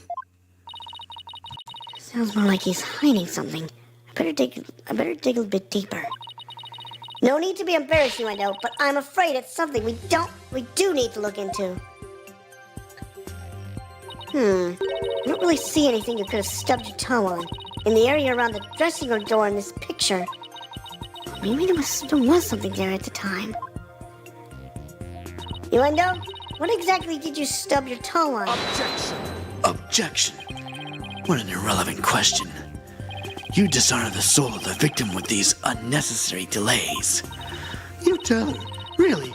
Who doesn't stub their toe every once in a while? You really gotta fuss over every small detail like this? Well, the thing is...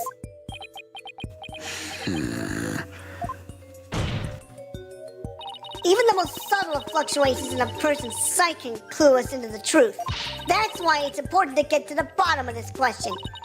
Plus, if I back down now, who knows what new insults Simon will hurl my way.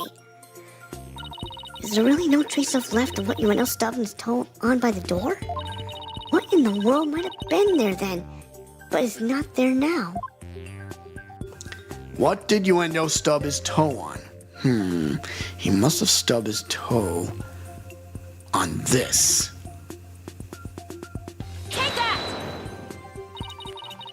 Please take a good look at this photo of the crime scene.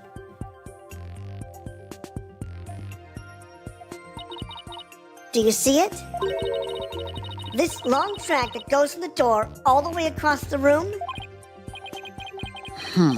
Now that you mention it, I do see traces of something getting dragged. Why, it's the dough! What kind of dough? And the drag mark ends there at the TV. This implies that the TV was originally by the door. I'm convinced that this TV is the object the witness stubbed his toe on.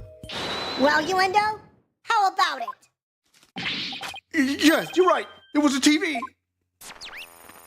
Not done yet, folks. There, the noise level dropped again. Yes, I stubbed my pinky toe on the TV. But what of it? Why is it so important to you? So the noise went down, but it hasn't completely disappeared yet. Which means he's still hiding something. Okay, then let's try this tactic instead. UNO, why was the TV moved there? Shisho must have moved it so he could watch my routine. What a place to put it. Right in the middle of the doorway like that. I didn't want to bump into it again, so I put it back where it belonged. Performance on stage can be viewed in the dressing room using that TV? That's right. It's a closed-circuit monitor that shows the stage. Crime scene report updated in the court record. Contains photos of the crime scene. The victim's dying message is clearly visible in them. Includes additional info. I see. All right, let me look into that real quick. So there's the photo. The TV is right next to the fridge. There's dough everywhere. The victim was making soba noodles from scratch in the dressing room. The room is covered in soba flour. There are 2 drink cans in the fridge. The TV can be used to monitor the stage from the dressing room. Now what? I can't find anything else out of place. And I still haven't gotten the noise level down to 0 yet. Simon, I'm still getting noise here, but I don't see anything else fishy. This is precisely why amateurs are such a bother. Sorry.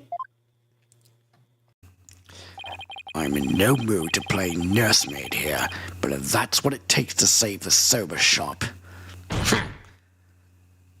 Oi, UNO. Here's a curiosity for you. This table Master Tonido is slumped over. Looks like it was moved. Oh. Did you happen to bump into it while you were moving the TV back? Oh my! Yes, you're right! The TV hit the table and Shisho's body moved with a jolt. That's when I first realized that Shisho was dead. Oh, but how scared I was. I see. Thank you. We're finally getting a more precise picture of how the body was discovered, but I'd wager you need to put the spurs to your endo just a trifle longer. Right. I can't keep asking Simon to bail me out like this. It's time for me to regain my footing and really stand on my own. UNO, what you said just now about discovering your master's death, could you please describe all that again for the court in detail? All right. But before you do, let me just plug in the latest information. Okay, here we go.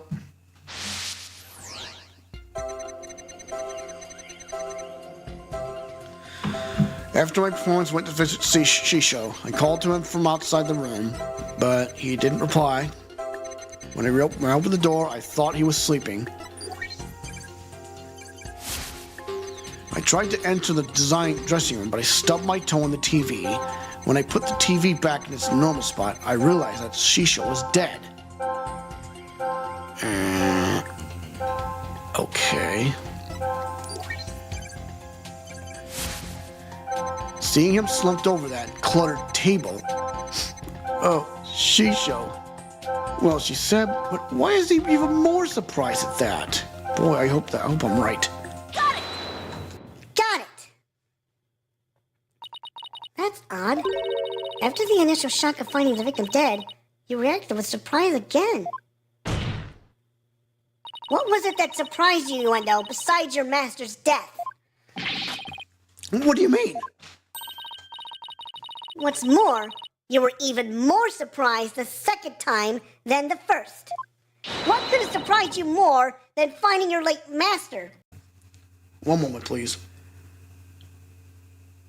Okay, so apparently my parents are on the plane. They're going in airplane mode, so it looks like they're going to be safe. So thank you, Jesus. Thank you, in Jesus we pray. Amen. Search me. Little thing, you must have made a mistake. Silence! Silence! The girl is as sharp as a trout, to be sure. But her ability to hear people's emotions is absolute. Now get to remembering, Innuendo. What was it that surprised you? That was a compliment, right? Well, what the hell? No! We pushed him too hard, and now he's mentally all over the place. His emotions are completely out of control. Out of control? Care to explain how that's relevant? You know how normally I listen for the hidden emotions in the witness's voice, right? From there, I look for inconsistencies between their testimony and those emotions. But sometimes a person's feelings can run too high, making it hard to get proper readings. So that's how your Matrix program works. Fascinating. Ordinarily, it's just one emotion that runs out of control. But it seems there's nothing ordinary about this time.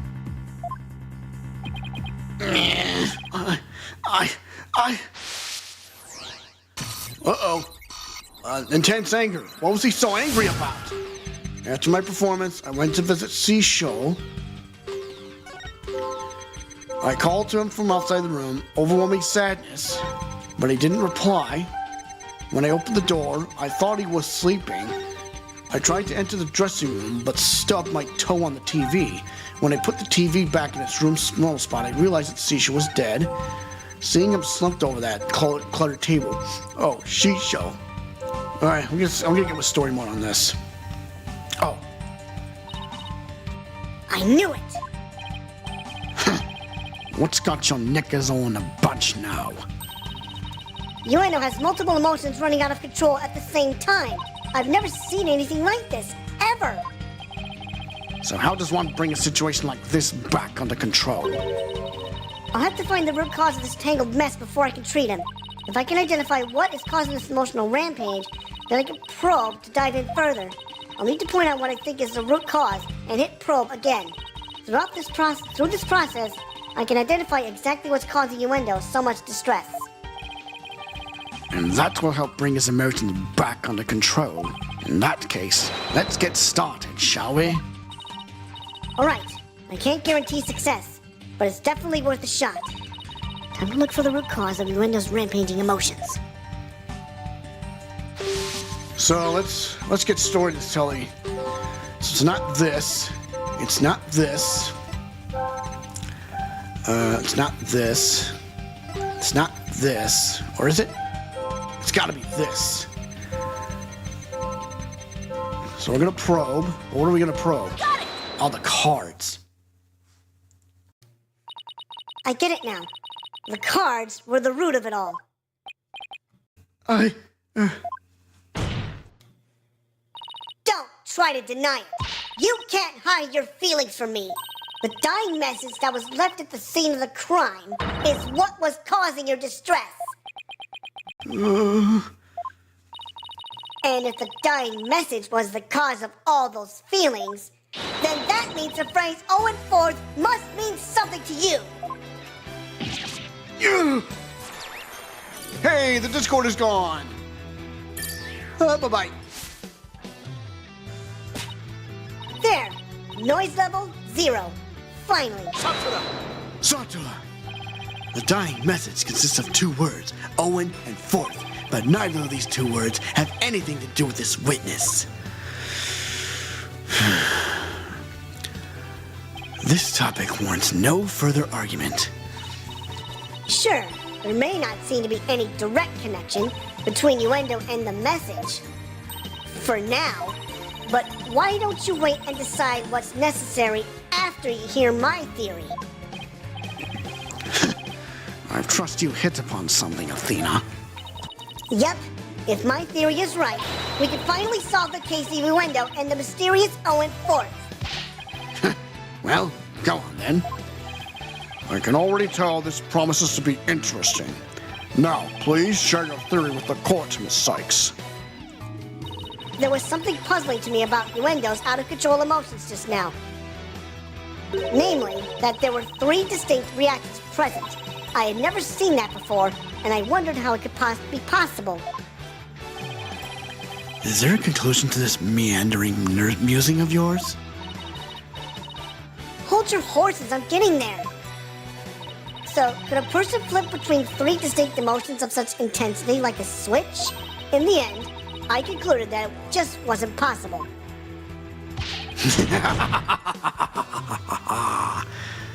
So that's it, is it?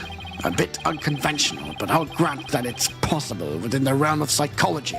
Within the realm of psychology? I'm afraid you'll have to explain it for the old man up here on the bench. Your Honor, my theory is that Uendo has multiple personalities. With so many distinct personas, it's clear to me that Uendo has dissociative identity disorder. What does that even mean? Your Honor, the defense would treat this trial as a child's jest. Multiple personality disorder? A preposterous proposition indeed. Would you not agree, witness? How did she know? How did she figure it out?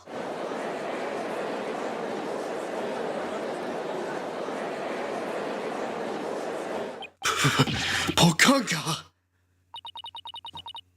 I can't believe it. I did it. I did it, Simon. I've read papers on it before, but to think I'd see a case of it for myself. Blimey.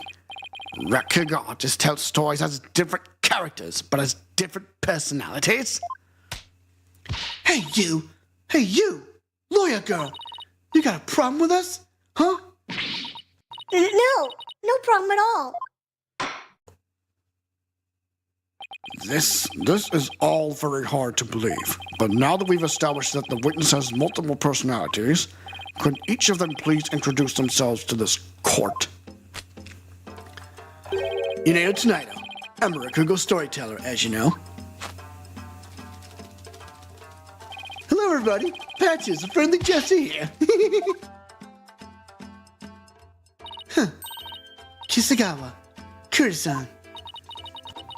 And is that all of you? Yes, that's all of us. So, there are 3 personalities in total. Uendo, Padges, and Kisagawa, huh? Well, Simon, what do you think now? That's your one lucky duck. Just be glad they were dense enough to help you out. Can't you just straighten up, say I did great for a change? You appear to be quite proud of yourself, defense, but all you have done is infringe upon the privacy of the witness. I couldn't disagree more, prosecutor. Now that we know there are 3 personalities, a new way for us to interpret the meaning of a certain piece of evidence has arisen. Ooh, I like where this chick is going. Let's see it. A new interpretation? Ooh, now I'm very curious. What is this piece of evidence you're talking about, Miss Cykes? Knowing what we know about Uendo and his personalities, this now makes perfect sense. I think it may be the invitation, but let's see what story says. No. The cards. The Karuta cards? That's right, Your Honor. Recall the original dying message left at the scene. we didn't have a clue as to what Owen Forth could have possibly meant. But now, with this new information about Uendo and his personalities, isn't it possible that Owen Forth actually means a secret fourth personality of Uendo's?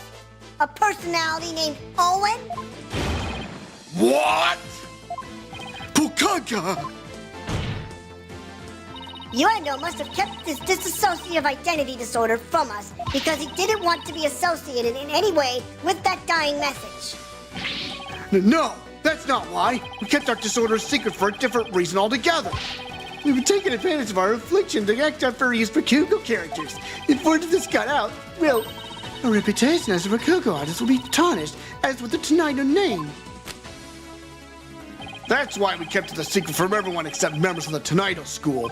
Really, there is no fourth personality. It's just the three of us in here. A plausible enough sounding story. But it doesn't prove you didn't rearrange the cards, does it? But Santula! I will concede that it is highly likely that the witness rearranged the cards. Is Prosecutor Sadmani actually agreeing with us? However, it is not also possible that the accused killed Master Tenaido.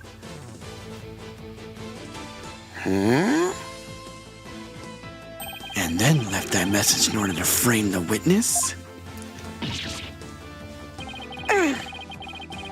And upon noticing the cards when he found the victim's body, Uendo rearranged them. Silence! Silence! A fantastic tale, but a tale nonetheless. No one outside the Tenaido school knew about Uendo's multiple personalities. Uendo just finished saying so himself. It is a true but ultimately meaningless point. The witness was only in the dressing room for 2 to 3 minutes. That's far too little time to commit murder, wouldn't you say? Objection! Objection! Then who's to say he couldn't have done it before his discovery? Objection! Objection.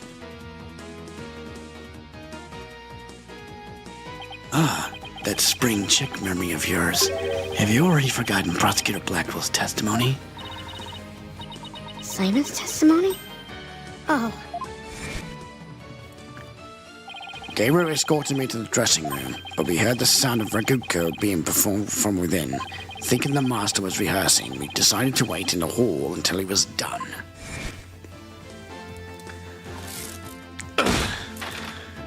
That's right. Until just a few moments before Uendo entered the dressing room, Taifa Tenaido was confirmed to still be alive. No! not only that, but Uendo was on stage until just before he discovered the body. A bulletproof alibi that I have already confirmed with several audience members. Oh I also heard that his Rakugo performance that day was a steaming pile of... Well, you get the picture. Yikes, bro. Yes, I'm afraid so. Really stuck up the place I did. And yet, I have a perfect alibi. Indeed. Why not lend the coup de grace on the defense by describing your alibi, witness? Okie dokie, Smokey. Wow, this part's still not over yet. Witness testimony time. Uendo's alibi. I was on stage until just moments before I went into the dressing room. The entire audience was my witness. But my performance was a huge bust. Not a single soul left. I'll never be able to live down how terribly I bombed during that very important show. Uendo was on stage before he found the body, so he could not have committed this crime. It is time to let it all go, defense, and move on. Yeah. Well, get this, Prosecutor Sadmati. The Wright Anything Agency never gives up. We fight to the bitter end. Allow me to say this once more. Let it go and move on. And allow me to say once more, I'm never giving up. Let it go and... Never! Fighting. This is pointless. You should have taken advantage of this opportunity while you could, you foolish child. Your worthless convictions only serve to prolong the accused's suffering. If words will not sway you, then perhaps pain will. Ha! Oh no! Anything but this!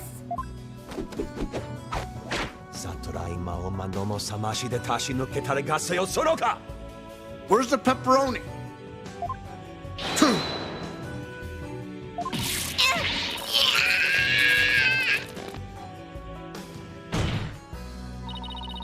What's the big idea, Prosecutor Sadmati? That was but a small dose of punishment for your misguided convictions. Are you now a bit more inclined to give up as instructed? As if. In that case, you must require another dose. Huh. Ha! Not bloody likely. Ugh. I don't give two flips about your beliefs, but if Sykes Donor were to submit you to you here, I won't be able to eat good soba anymore. That's right. For Mr. Wet's future and Prosecutor Blackwell's stomach, I will never give up. You will rue these words, defense. Of that, I can assure you. All right. Take this testimony apart, Athena. Finish it. The window's alibi. I was on stage until just moments before I went into the dressing room. The entire audience was my witness. But my performance was a huge bust. Not a single soul left. Hold it! Hold it! Do you have any idea what went wrong? I'm not sure if it was my performance, or if it was just that particular audience, or maybe it was a story I picked. But every entertainer knows that this kind of thing happens from time to time. I guess that makes sense. Still, I wonder how he could have flopped at his own commemorative show. Maybe I should dig into things a bit more. Could you tell me which Rakugo story you performed? I could, but I'm not sure if it would mean anything to the uninitiated. Well, even if I might not get it, can't you at least try me? All right, if you insist. The story I performed is called Tokisoba, otherwise known as Time Soba. Time Soba, huh? Maybe Wendell's right. He's at least said the name of the routine, and I'm already lost. So you performed Time Soba, did you? What? You know it, Prosecutor Sadmati? In the course of my studies last night, I became familiar with a number of stories.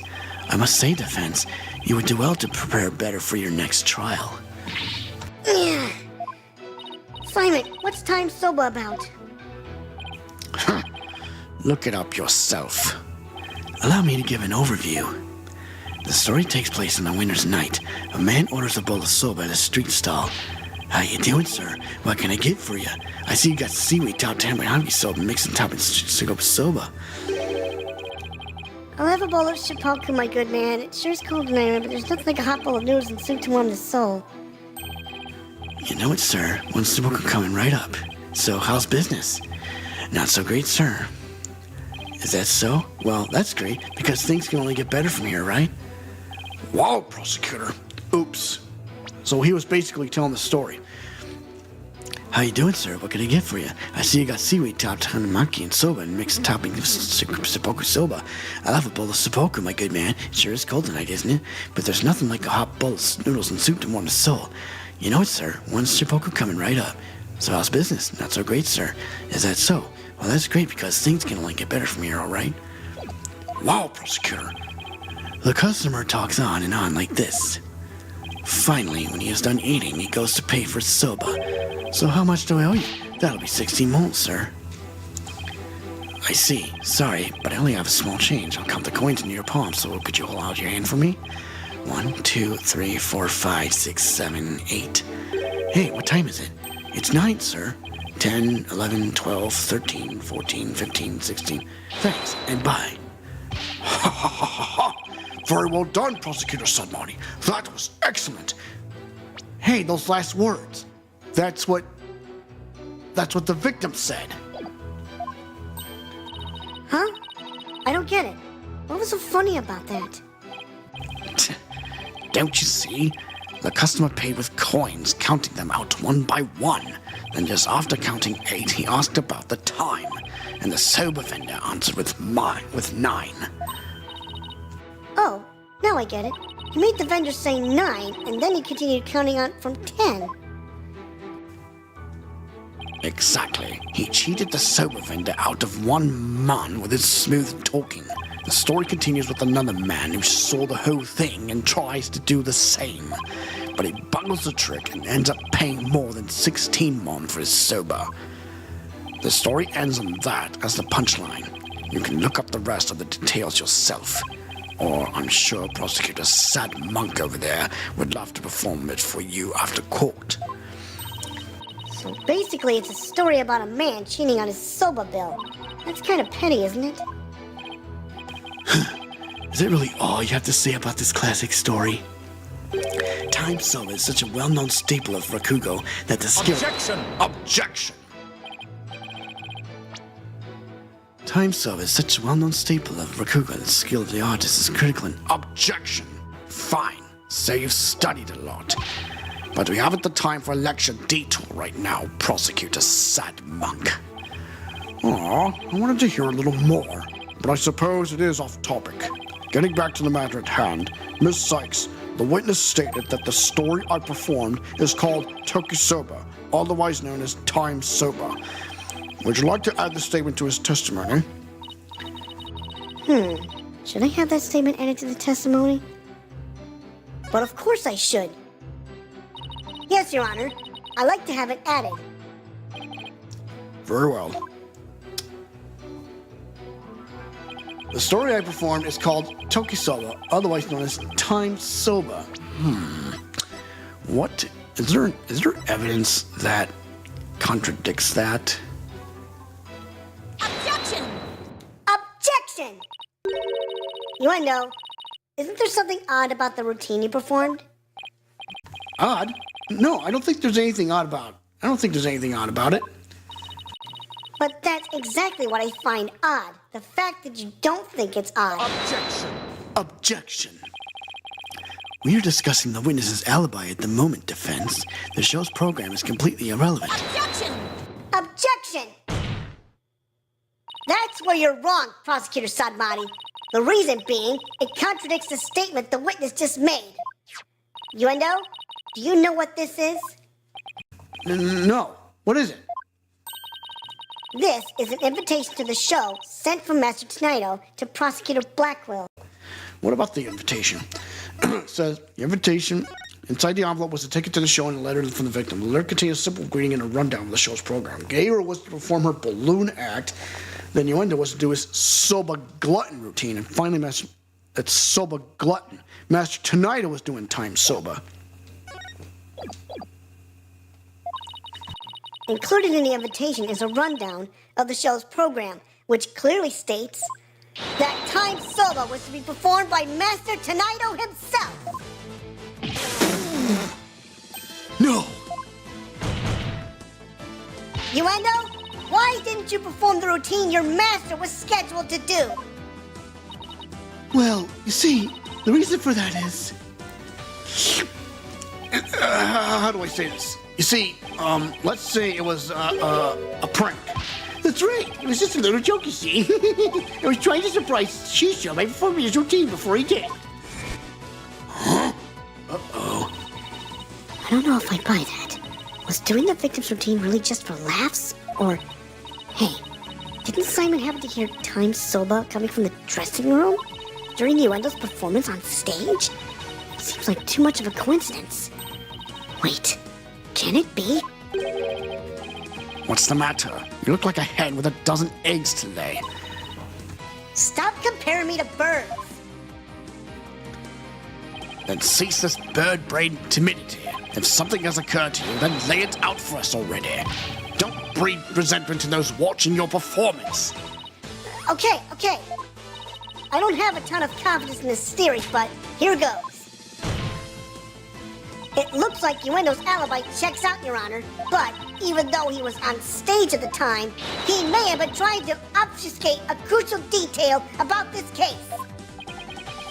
Are you referring to the sober bill the man tried to skimp on in the witness's story? I'm not talking about the Rakugo story, Your Honor. Oh, I'm sorry, but then what are you talking about, Miss Cykes? What Uendo may have been trying to deceive us about was the time of the victim's death. Uendo tried to deceive us about the time of the victim's death. What? Objection! Objection! Ugh. What gibberish! Prosecutor Blackwell even testified to the time of the victim's death. I know, but he only testified that way because he and Geiru have been completely taken in. You mean by the sober bill thing? Would you please forget about the story for a second, Your Honor? I was deceived? Pray tell, how did Uendo manage to deceive two people while he was performing on stage? That's easy. All he had to do was use a certain prop in the dressing room. Oh? And what might that be? The prop Uendo used was... What was it? The TV. This TV was used to view what was happening on stage. Prosecutor Blackwell, when you came to the dressing room, what was Uendo doing? He was performing time sober. Blast. Could it be?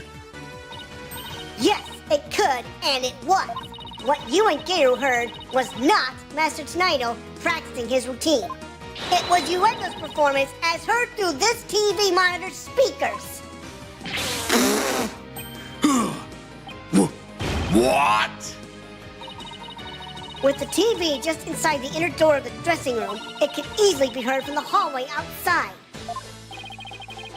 And because we knew that Master Tsunaido was scheduled to perform time sober, we were easily manipulated into thinking he was still alive at the time, rehearsing. Yes, your knowledge of the day's program is why the two of you could be fooled this way. Simon, did the voice you hear belong to Master Tsunaido? With the doors in the way, I couldn't tell exactly who the voice belonged to, but because I heard time sober, I just assumed it was Master Tsunaido. I can't believe I was taken in by such a simple mind game. Objection! Objection! All of that is mere conjecture. Where is your proof, defense? Objection! Objection! Uendo moved the TV back when he discovered the body. After all, he couldn't very well leave it by the door, because then someone might figure out the trick he'd been playing. And there's one more thing about Uendo's actions that's suspicious. And that is... The fact that he flopped so badly on such an important occasion. What's so suspicious about that? Even pros slip up once in a while, you know. But I believe that this time it was intentional. Because Uendo knew it'd be strange to hear laughter coming from the dressing room. Oh my! Yipes! It's all just a bit too perfect to be sheer coincidence. Plus, if the voice Prosecutor Blackwell and Geiru heard was due to what Uendo's scheming, then the victim's time of death could have been earlier than 4 p.m. In other words, Uendo could have killed Master Tsunaido himself! We've got you by the stones now, Uendo, so you'd better confess everything.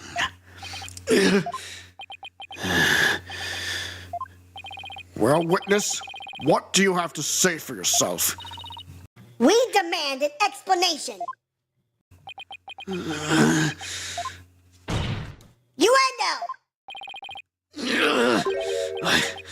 I confess. I tamper with the crime scene. What? What? Uendo Tsunaido tampered with the crime scene? What?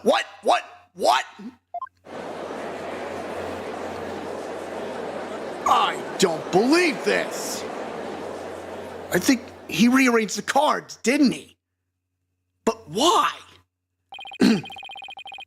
Is it the defense's claim that Uendo Tonido is the true murderer in this case?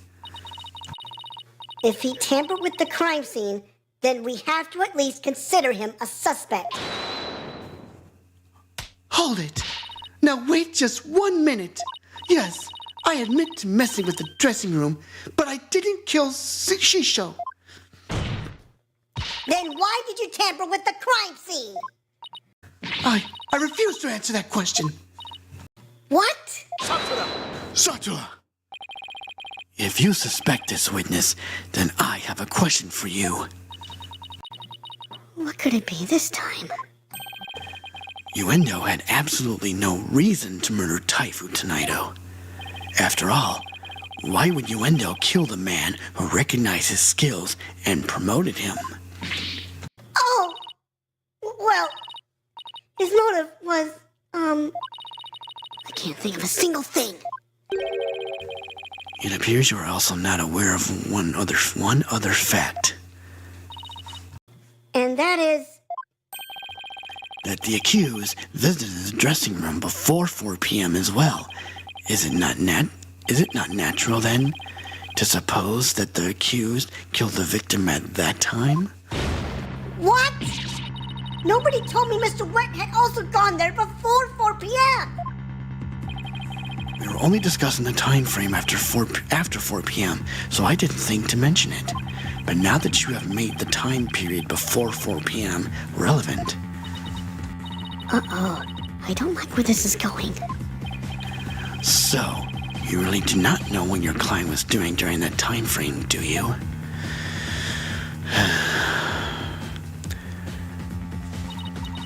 Well, it was all very sudden, and, why did you wait until the very last second to contact me, Simon? Don't you give me that look. And just so you know, Bucky never told me he had visited the master before 4 p.m. either. This sort of thing is exactly why that prosecutor keeps calling us unprepared. The defense will stop squabbling this instant. Sorry, Your Honor. Prosecutor Sadmari, please continue. Thank you, Your Honor. Defense, you know the soba-making implements in the dressing room, correct? Is he talking about the equipment for making soba noodles? You speak of the large bowl that is used to mix buckwheat flour and water, the long rolling pin, and the special knife that is used to cut the dough into noodles? Precisely. These tools all came from the accused soba shop. You mean they didn't belong to Master Tonido? Mr. White had visited the dressing room, and Mr. White had visited the dressing room to give the victim a soba-making lesson, and that visit was before 4 p.m. I'm afraid that after the accused kneaded the dough and made those noodles,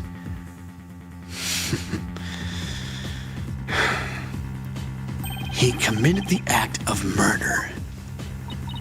But wait, that doesn't add up. If Mr. Wet killed the victim before 4 p.m., why would he return to that room at a later time?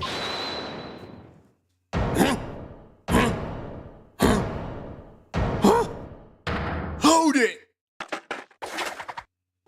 Wet Soba, you're kidding caboodle when it comes to noodles. Oh my! Hiya, Miss Chickadee. Hey, Simon. The reason I went back is because Master Tonido ordered uncooked noodles.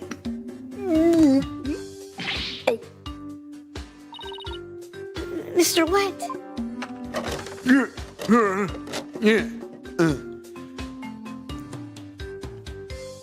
Yesterday, I brought noodle-making tools to the dressing room at around 2 p.m. That's when Master Tonido ordered uncooked soba noodles to stock up on. uncooked noodles to stock up on? Yes, ma'am. Master Tonido kept a supply of soba noodles for my shop in his fridge.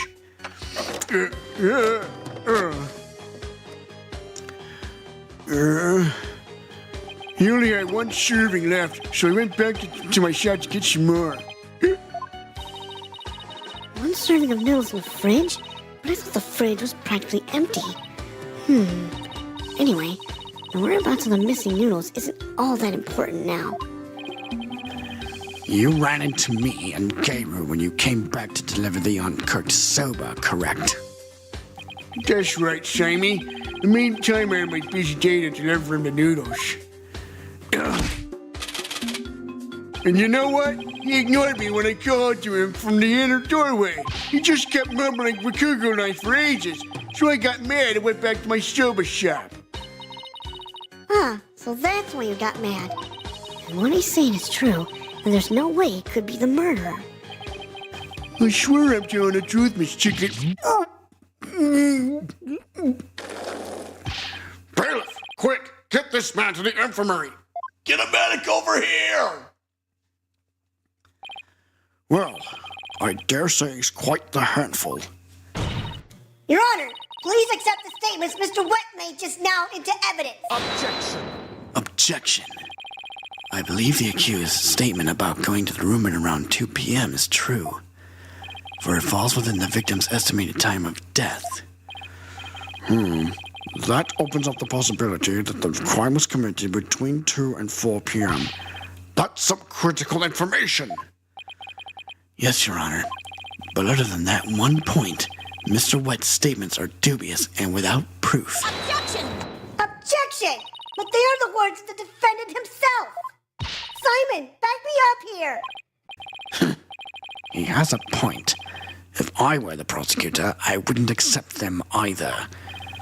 While I understand the defense's feelings on the matter, this court is unable to accept anything other than the time the defendant made his visit.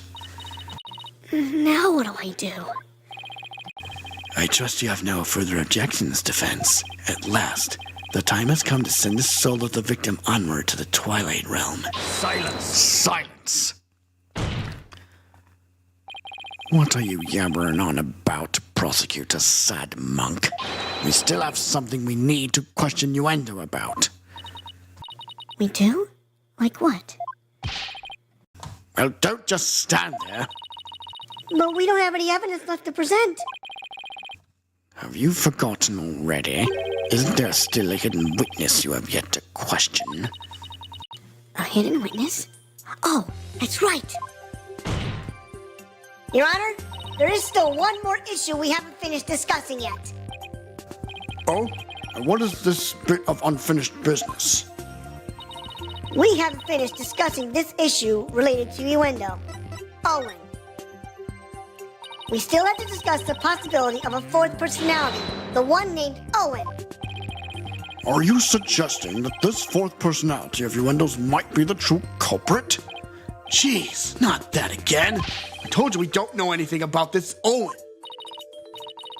Look, Uendo, I know you don't have any motive to kill your master, but this Owen may have one for all we know.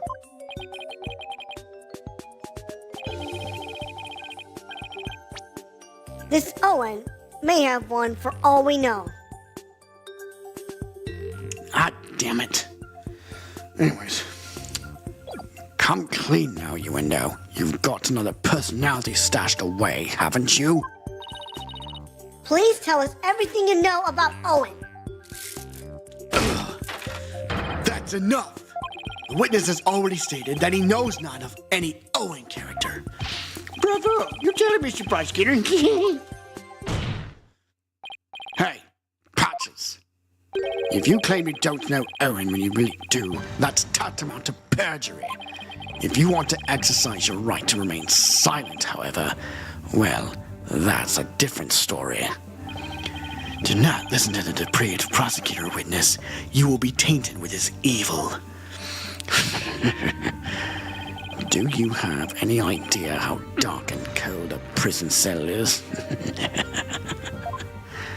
I exercised my right to remain silent. What's this now? Changing horses in midstream, are you? Shut up! I will remain silent, and that's it.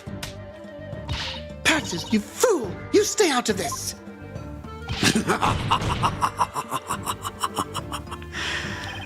Patches is not the brightest bulb in that box you call a noggin, is he? The fact that he switched from I don't know any Owen to I will remain silent is proof that he does know about Owen. There it is again. Simon's formidable psychological manipulation tactic. I'm sure glad he's on my side today. Objection! Objection! You dirty, despicable, depraved prosecutor! You were leading the witness! Witness! There is no need for you to submit yourself to the defense's questioning. Objection! Objection! Your Honor, Yuendo is definitely hiding something. Please allow me to question this witness about the existence of Owen. I suppose only this witness can confirm or deny the existence of Owen for us. Very well. I will allow the defense to proceed. Pokunka!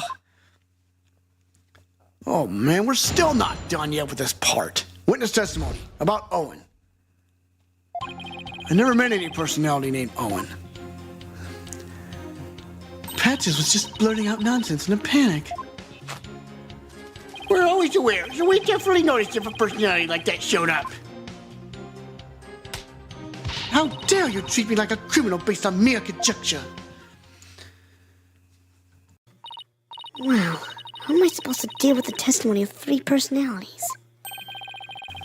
Unless you can prove the existence of Owen here, it's all over. You'd best screw your courage to the sticking place and attack their testimony head on. All right, I will. Just stop piling the pressure on me. I have to draw out some info. Anything to drag Owen out into the open. All right, Athena. Find Owen. Cross-examination time. About Owen. I never met any personality named Owen. Patches was just blurting out nonsense in a panic. We're always aware, so we definitely noticed if a personality like that showed up. Hold it! But what if, for some reason, you were there unconscious at the time of the incident? But you 3 were unconscious at the time of the incident. If the 3 of you weren't alert and aware, what would happen? What would happen? I'm not even sure what you mean.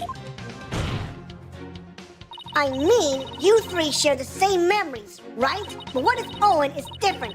What if he has memories separate from yours? Maybe Owen emerges when the 3 of you are unaware or unconscious. Objection! Instead of speaking as if this 4th personality is a foregone conclusion, I suggest you prove its existence first.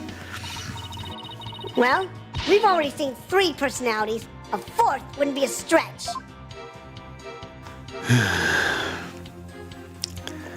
You dishonor the victim in this court by jumping into such conclusions without proof. Have you ever heard those old sayings, Prosecutor Sadmani? What happens twice will happen thrice. If you see 1, there are likely 30 in your home. I'm basing my theory on such premises. Compared to us cockroaches, do we bug you that much, girlie? But how do you intend to prove it?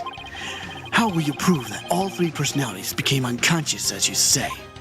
Unless you can do that, all this talk is merely empty speculation. Well, Don't be so timid. If you don't have it, then find it. Look for something that could render Yuendo and the others unconscious. Simon's right. I can't back down now. For my client, Mr. Wet, I have to... Wait, Mr. Wet? Let me rest. Maybe if I would up a regular flour dough for udon noodles, not fresh like my soba. You don't let soba dough rest. It's all about the 3 freshes. Grind the butt sticks fresh, cut the dough fresh, and boil the noodles fresh. Uh-oh. There might be something about this. He's blacked out. Mr. Wet, falling unconscious. Wait a minute. I think I've got it. Miss Cykes, do you have proof to back up your theory? Yes, Your Honor, I do. The proof is right here in this crime photo. It is? In that case, please point out what supports your theory. This, most likely, oops, This, most likely, is what caused Uendo to lose consciousness. The dough. Uendo was most likely smacked over the head with this, and that's why he passed out. I may be soft in the noggin, but I don't see a single bruise in my head, do you? Well, then maybe it wasn't so much a smack as a swing and a miss. Well, what a coincidence, Defense. Your assertion was a swing and a miss, too. Oops, that was me. Athena, Uendo didn't need to be hit over the head to lose consciousness. Lord knows Bucky has passed out several times today without being smacked.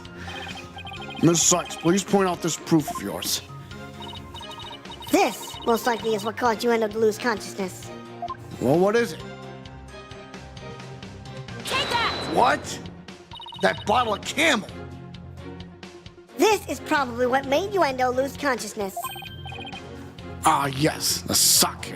And isn't it just like Master Tonido to pick a fine brand like Camel? Sake? Oh, you mean rice wine. Hold it! Oh, please, don't call it rice wine. That's so unsophisticated, and it's not even wine. Huh, silly girl. I must agree, you need to become more cultured, Athena. Tomato, tomato. It's made of rice, and people get drunk from drinking it, right? It's called sake. End of story. Fine, sake it is then. Ay, caramba. Everybody's so touchy about these things. I recall Master Tonido would often have a drink or two before performing. He said it made him more eloquent. Drinking too much of the stuff can make one lose consciousness there, of course.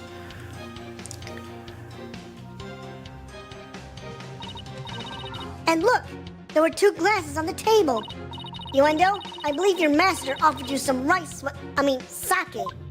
And then you must have drank too much and passed out. That's when your 4th personality, Owen, emerged. I drink sake? Oh, that's a good one. We have a real sweet tooth, you see, so yes, we did accept a sugary red bean bun. But since we really dislike sake, we said no, thank you to that. Believe it or not, we're really weak when it comes to booze. Even a tiny drop can knock us right out. So you see, I had a sweet manju bun, but I didn't drink any sake. What? But that can't be right. The defense demands that the glasses be examined right away. You amateur! Did you really think I had not already done so? Your foolishness is beyond the pale. Don't tell me.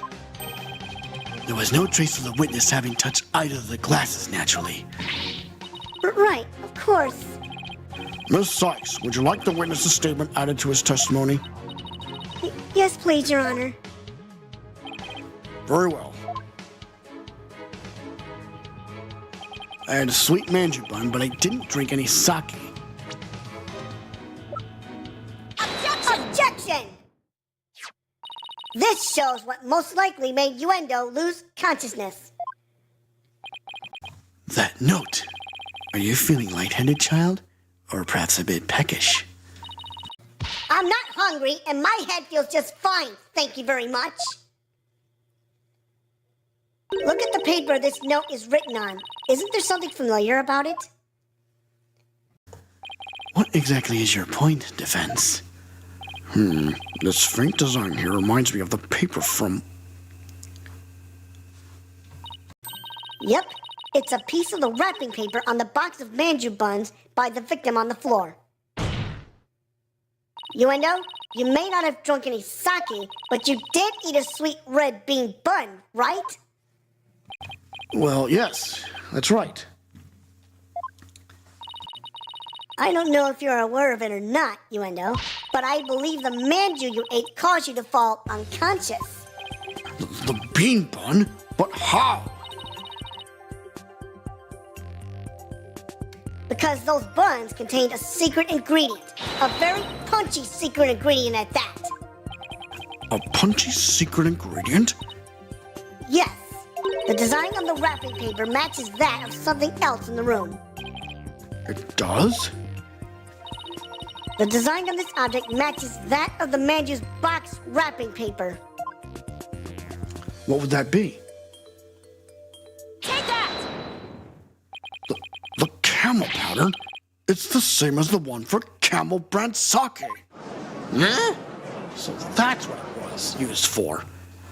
So, just as Uendo said, he didn't drink any sake per se. But he did eat some.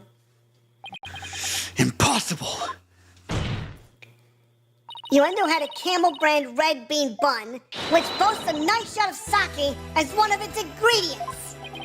So the defense is claiming that Uendo passed out after consuming a camel sweet bun, which allowed a fourth personality named Owen to emerge. Is that correct? Yes, Your Honor, that's exactly what I'm claiming. But there's one thing that bothers me. Wouldn't the alcoholic content of the buns evaporate as they are steamed? In order to give them a stronger flavor, some manju are specially made to retain as much of their alcoholic content as possible. What kind of lightweight do you think I am? Even I wouldn't pass out from eating a simple manju. Then how about we test that theory? What do you say, Your Honor? Seeing is believing, as they say. Very well, I will allow a test. Thanks, Your Honor. Simon, go buy some camel manju on the double. And don't forget to get me one too, okay? Why must I? And while you're at it, Prosecutor Blackwell, you will get one for me as well. I'm not the courthouse stable boy, you know. Hey, it's Taka. But just this once, I'll acquiesce. Taka, I'm counting on you. Here goes. And all of you had better pay me back. Aw, but I thought it would be your treat, Prosecutor Blackwell. What a shame. Now then, let us adjourn until the manju arrive by Carrier Hawk. Court will reconvene as soon as Taka returns. Whew, boy, what a lengthy part that was. To be continued. Well, ladies and gentlemen of Twitch, Facebook, and YouTube, I kept my promise. I said I was going to finish this case to the bitter end, and damn it, that's exactly what I'm going to do. So I am going to continue this next chapter until the end, no matter how long it takes. Any objections? Then let's do this. May 13th, District Court, courtroom number 4.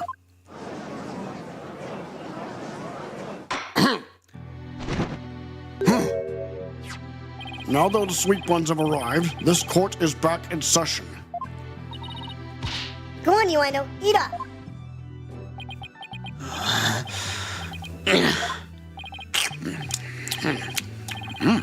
Nice flavor. You can really taste the sake. That was delicious. Yes, a unique sweetness and a faint aroma of sake. Yet I hardly think that anyone could pass out from eating something like this. What's the matter, Uendo? You're not afraid of a tiny manju, are you? Are you scared of how many calories it has? Don't be ridiculous. A sweet little snack like this couldn't possibly... it could never. Less bleating, more eating, witness. Fine, whatever.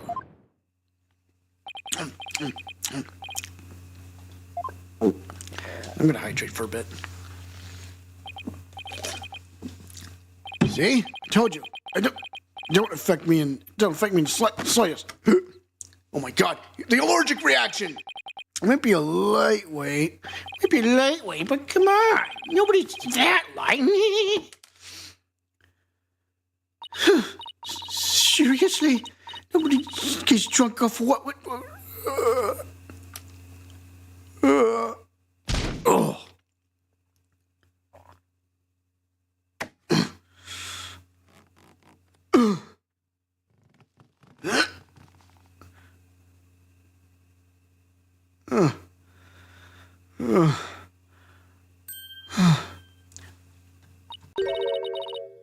like it worked.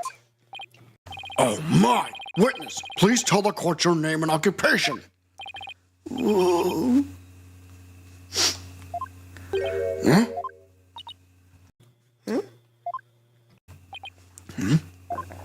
Oh. My name is Owen. I'm 5.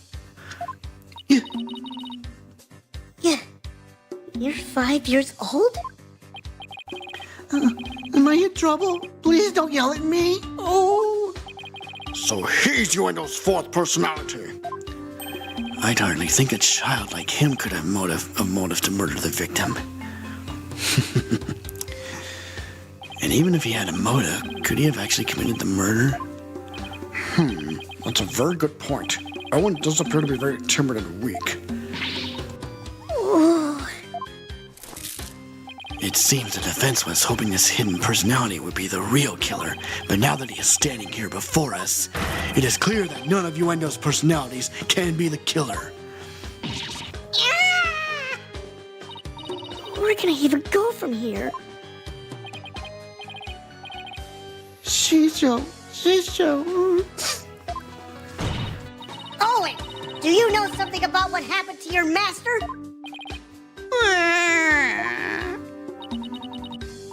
Come on, buddy. Won't you tell Auntie Athena what happened? What a scary lady. I'm not scary. Look at Annie's big smile. Tell me about your master, please. Pretty please, with sugar on top. Oh, okay. Shisho was super nice. He always played with me. Just like a real grandpa. I love Shisho. Athena, do you sense anything behind his words? I sense his sadness. Sadness so pure it's heartening. But no discord. Prosecutor Saimani is right.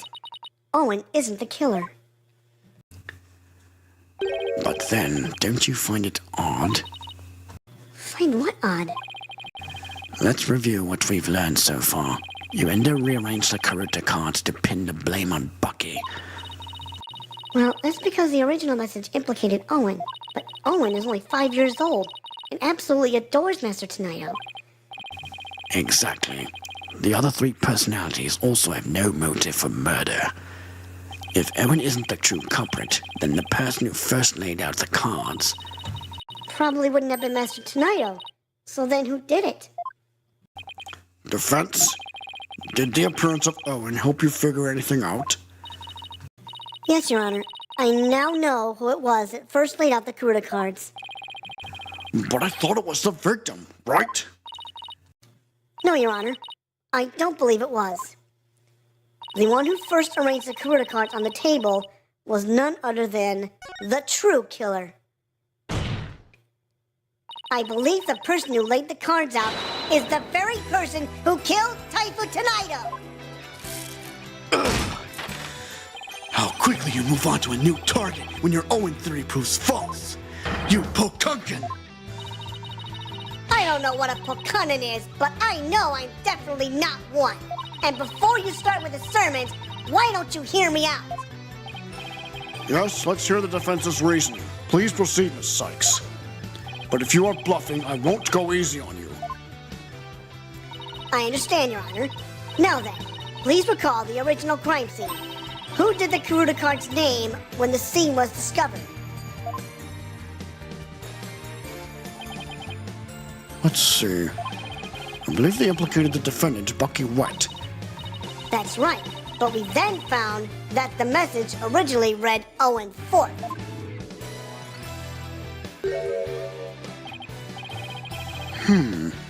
Which implicated the young boy, Owen. Exactly. And the person who rearranged the cards was undoubtedly Uendo. Uendo may have kept silent, but we can be sure he already knew his master was dead. His tampering with the crime scene using the TV all but proved it. I confess. I tampered with the crime scene. Excuse me. The reason you and I rearranged the Karuta cards and moved the TV was because he saw the Owen fourth message and was convinced Owen had committed the crime. Right on, Prosecutor Blackwell. It would seem that Owen and the other three personalities don't share the same memories. But really, there is no fourth personality. It's just the three of us. It's just the three of us in here. Yuendo feared that Owen had killed Master Tonido, so he tried to hide Owen from us. But it turns out Owen is but a 5-year-old child, incapable of hurting a fly, let alone his beloved master. So naturally, the culprit must be somebody else. And this somebody else, the true killer, tried to pin the crime on Owen. Whoa, what a despicable, whoever that may be. I know who it is. I see. That does make sense. Objection. This is not but conjecture, composed of half-truths and fantasy. Who then do you maintain murdered the victim? I believe Owen might know something about that. Objection. I refuse to allow such impromptu testimony, and from a 5-year-old no less. Such a young child is incapable of producing anything coherent. Objection! Objection! But Your desperation is disgraceful. You should realize when it's time to... I saw it. I saw Seashell getting... Owen! You do know something, don't you? Yeah. Oh my! Is this true? If so, we must have Owen testify immediately. Don't you agree, Prosecutor Studmarty? It's all right, Owen. Go ahead and tell us what you know. All right, talk to us, Owen. Witness testimony. I saw it. Shisha was standing with a knife in his hand. Blood was dripping onto Shisha's face, getting it all red. I couldn't move at all. I was so scared, I passed out. This is eyewitness testimony from the moment of the murder. Owen, can you tell us anything else about what you saw?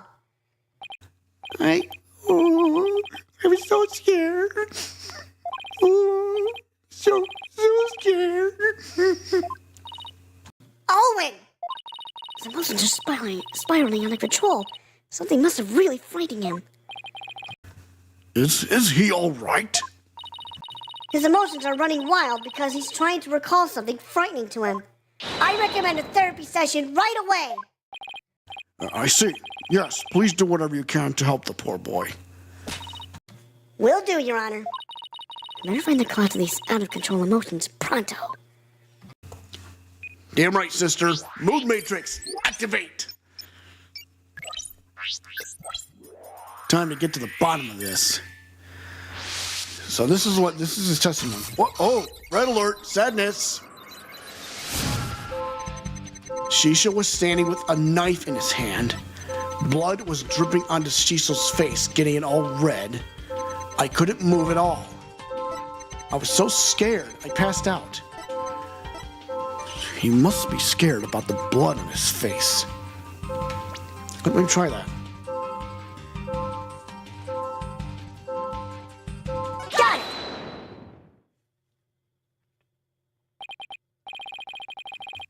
Yeah, blood was dripping down on the Seashell's face.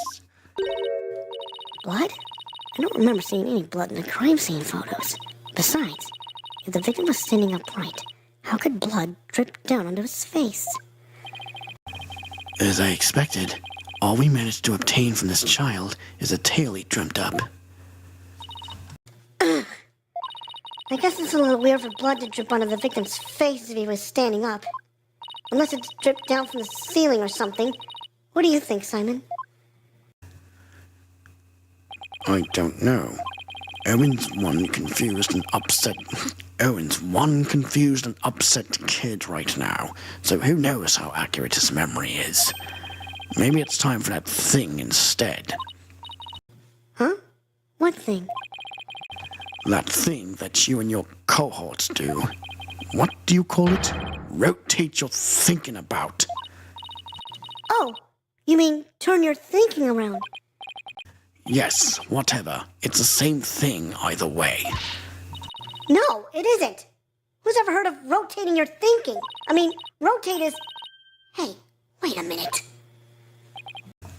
What? You know what, Simon? In this case, I think rotate just might work perfectly after all. Come again? All we have to do is rotate things by 90 degrees. When he saw his master, Owen must have been lying on the floor. Owen must have been lying on the floor when he witnessed his master's murder. What? What? That's the conclusion I arrived at when I rotated my thinking by 90 degrees, which means that all the visuals in my matrix were off by 90 degrees. And? This means Master Tonito was also lying on the floor, which solves another mystery. And which mystery is that? The mystery of how blood could have been dripping onto the victim's face. It becomes much easier to imagine how that could happen if he was lying down. Like someone bleeding on a Master Tonito from somewhere up above him. I remember now. Somebody was sitting up on top of Shisho. There goes noise. So trying to recall his master's bloody killer is what spooked Owen originally. The blood that stained the victim's face red came from the person sitting on top of him.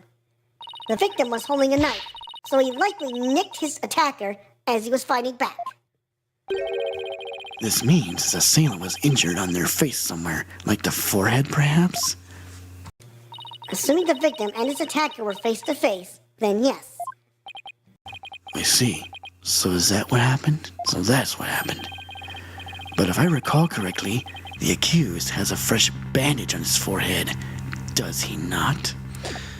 That may be the key to solving the murder of Master Tonito.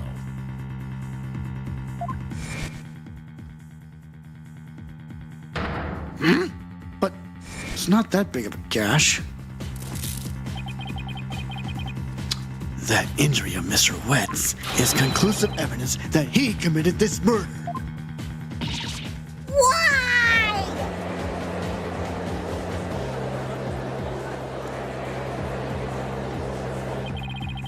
It seems you have dug yourself into a pit you cannot crawl out of. No. Even though I figured out the reason for Owen's out-of-control emotions, all I did was raise further suspicion against my own client. What do we do now? What's the matter? You aren't thinking of throwing in the towel, are you? But it looks so bad for Bucky. I mean, he had both motive and opportunity. Plus, he has an injury on his forehead. Your Honor, I sense that the defense is finally ready to let it go and move on. Well, Miss Sykes, I understand that you don't want to give up on your client, but I won't allow you to prolong this trial without a good reason. Yes, you do. Well, that lawyer did her best, but all the signs point to the defendant's guilt. Maybe it's time she gave up. She tried everything she could. I really, really don't want to back down, but... Silence! Silence! Athena, are you having doubts about Bucky's innocence? I wouldn't say that. It's just...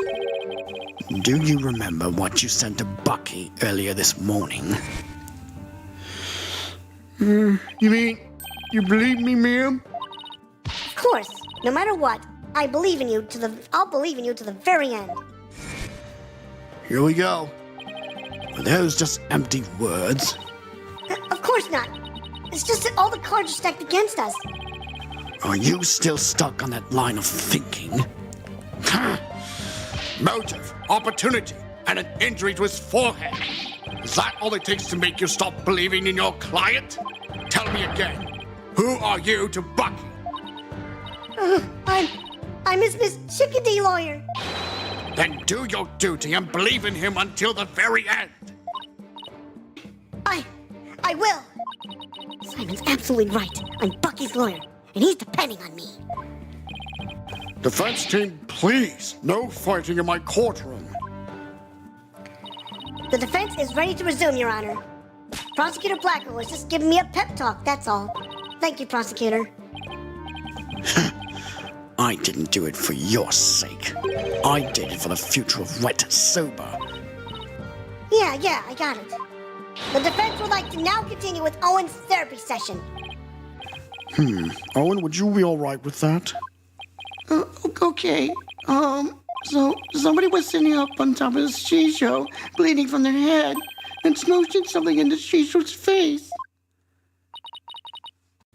That's funny. What is it? I still hear discord in Owen's voice, but I don't sense any inconsistencies between his statements and his emotions. And there don't seem to be any contradictions in his testimony itself, either. So that's it, huh? Did you figure something out? Your ability to sense emotions is making you focus too much on its feelings, Athena. But there's actually something he's being very vague about in his testimony. If you can clarify what he's feeling uncertain about with some evidence, you should be able to move forward from there. Okay, that makes sense. I'll give it a try. I'll just update the mood matrix with the new information, and then we'll be ready to go. So I just need to present some evidence on what Owen is being vague about, huh? So what is he being vague about? Let's take a look. Shisho? Shisho had blood on his face and a knife in his hand. He was on the floor and somebody was smooching something onto his face.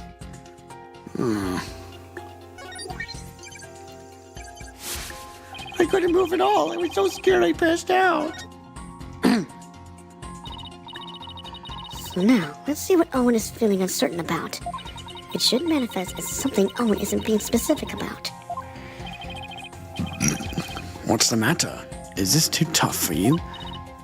No, I'm thinking, so stop distracting me. I think I can guess what Owen is uncertain about. I just don't know which piece of evidence will pull the info I need to the surface. You can't solve this with a rigid thought process. Try needing your mind as well. Meaning my mind? It's not Sobodo, you know. Looks like you've learned a thing or two about making sober, at least. You think?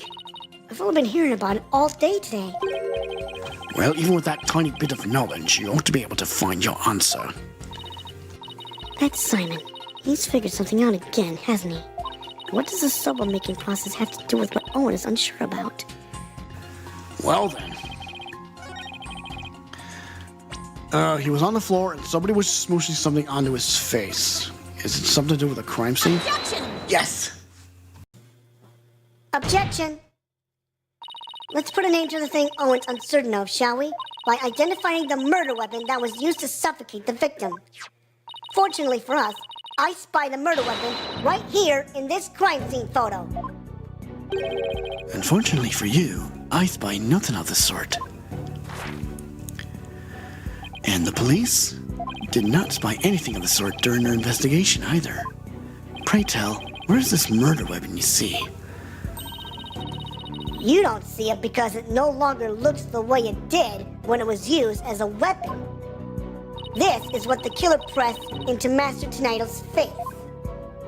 Ah, the noodles. Take that! The mystery person that Owen saw pressed soba into the victim's face, thereby suffocating him.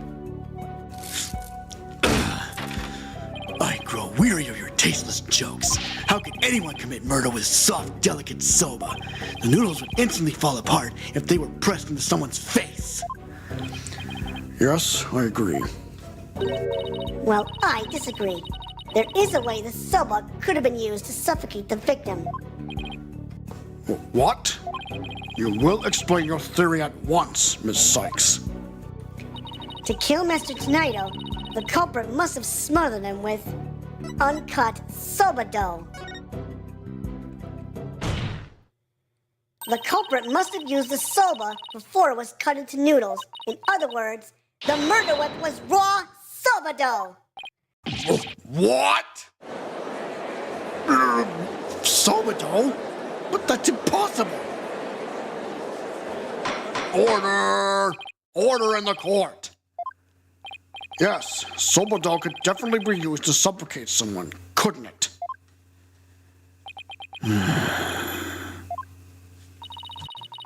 Are you alright, Prosecutor Sadmati? I was just letting the soul of the victim know that the accused will finally face justice thanks to the foolish lawyer before me. Huh? What are you talking about? Allow me to summarize your statements. As the accused was killing the victim, he was slashed in the face by the victim's knife. The weapon he used to suffocate the victim with was the dough in the dressing room. He then disposed of the murder weapon by cutting the soba dough into noodles. Ah! Why, you smarmy!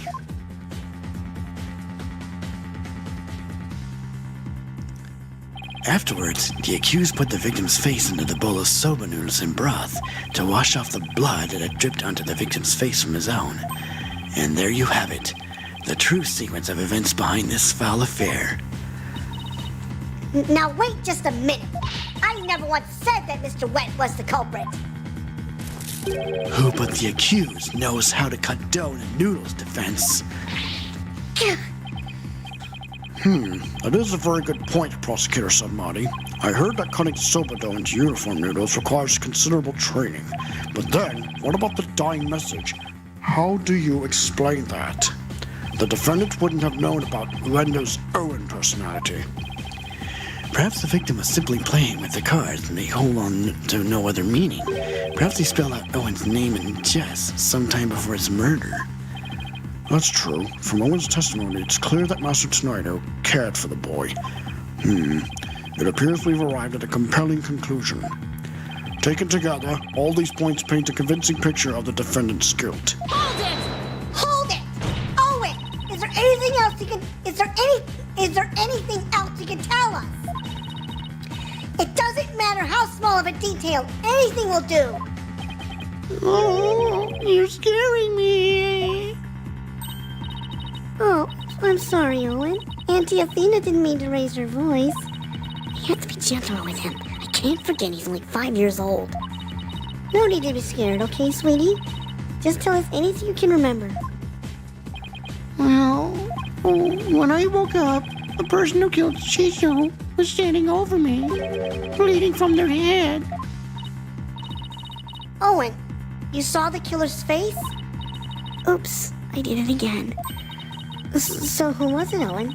Do you remember? Oh, I don't know who it was. I'm picking up some noise. That means there's still something to uncover in Owen's testimony. Zeh'lot! I don't know what Owen saw, but suffice it to say, we are analyzing the dreams of a child. You've wasted enough of our time, Defense. Let it go and move on.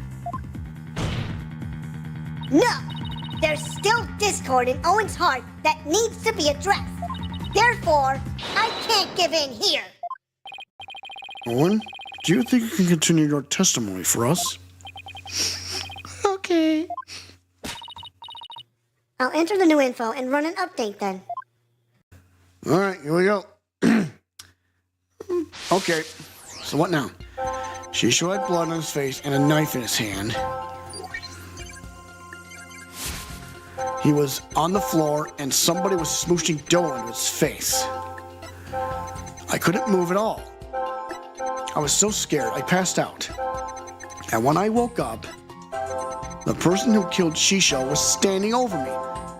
But why would he be happy about this? Got it! Despite witnessing the culprit's terrible crime firsthand, Owen experienced a positive feeling. One of relief? The person the witness saw was no stranger. Rather, it was the accused. Therefore, it is only natural that he felt some level of relief when he saw a familiar face. Defense, end this madness and sully your soul no more. Owen, who did you see? That nice smell. I love the smell of that perfume.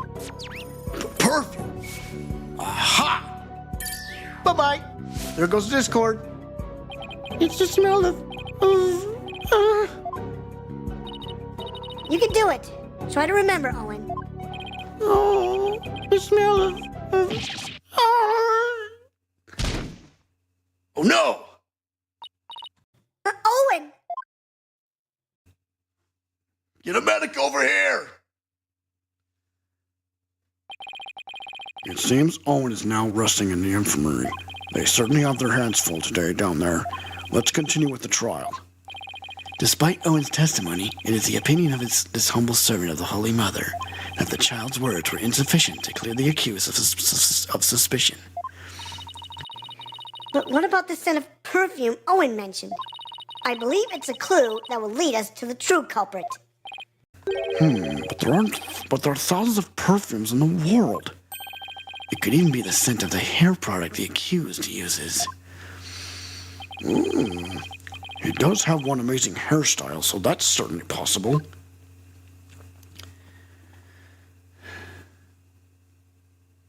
The witness is a 5-year-old boy. He cannot tell the difference between conventional perfumes and hair products. Why couldn't you have gone for a crew cut or something, Bucky? What's more, the only person who can cut soba noodles with such precision is the accused and no other. Oh man, how am I supposed to argue with that?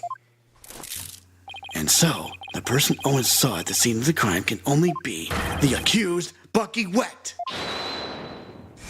Hold it!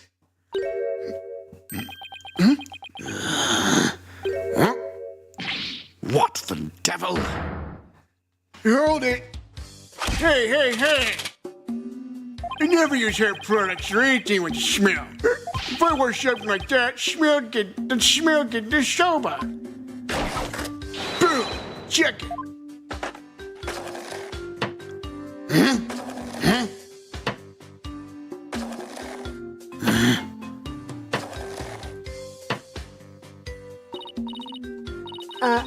Mr. Wet, aren't you supposed to be resting in the infirmary? Whatever. You think I let my soba stink of perfume? Try that soba for yourself and see. I believe you have no choice but to try it. Strictly for examination purposes, of course. Now then, let's dig in, shall we?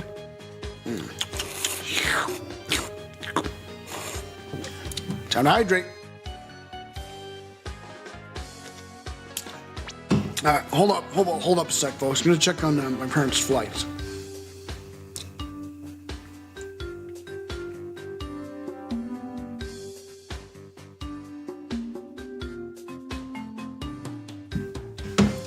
Alright, let's go.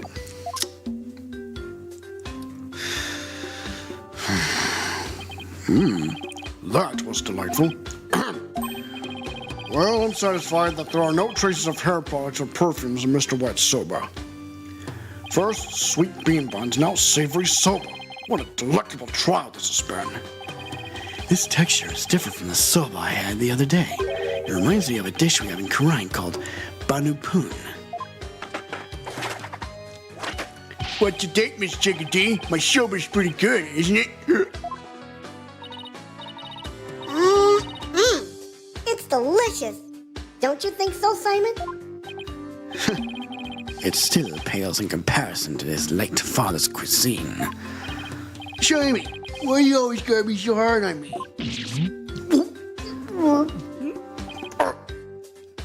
Bailiff, take the defendant back to the infirmary at once for some rest. Rest? Hey, I ain't a lump of plain old weedy udon dough, you know. I'm fresh like my soba. You don't let soba dough rest. It's about the 3 fresh to soba. Grind your seeds fresh, cut the dough fresh, and boil the noodles fresh. Oh, not again. Where did the witness go? Rather, the defendant. Order! Good grief. What a defendant. At least Bucky wasn't the source of the perfume smell. Wait, smelly perfume. It looks like you remembered something. The phrase smelly perfume reminded me of a certain somebody. Oh? And who might that be? Now we're getting to the pink meter of the matter, folks. There's only one person that comes to mind. The phrase smelly perfume reminded me of Geiru Tanido. Take that! Geiru Tanido? Yeah, she did smell very nice, didn't she?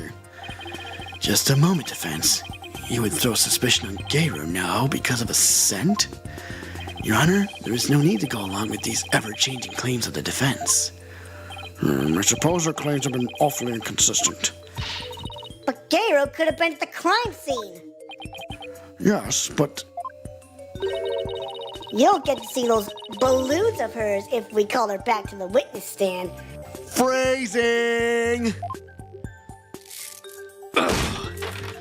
Oh, vulgar.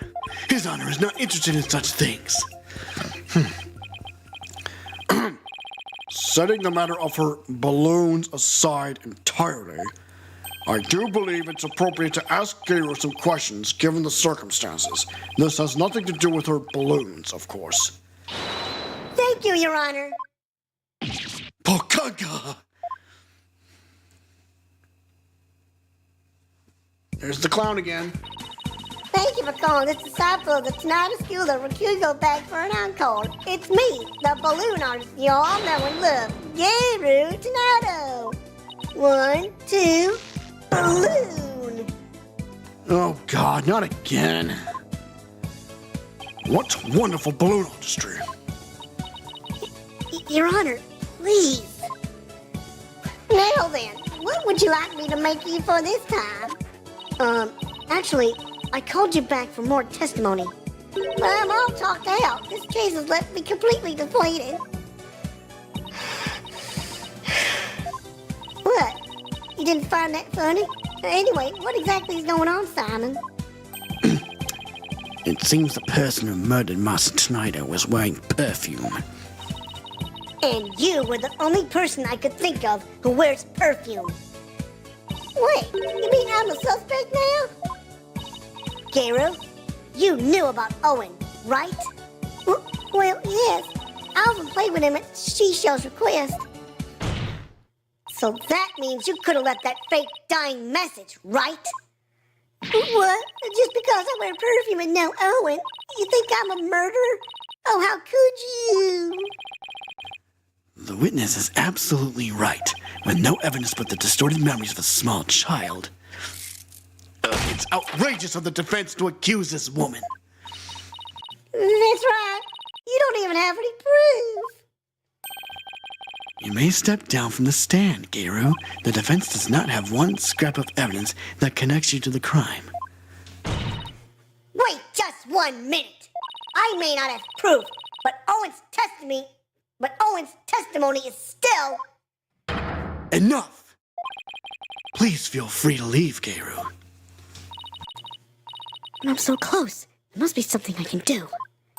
Well, if the prosecutor says it's okay, then I guess I'll be going now. Silence!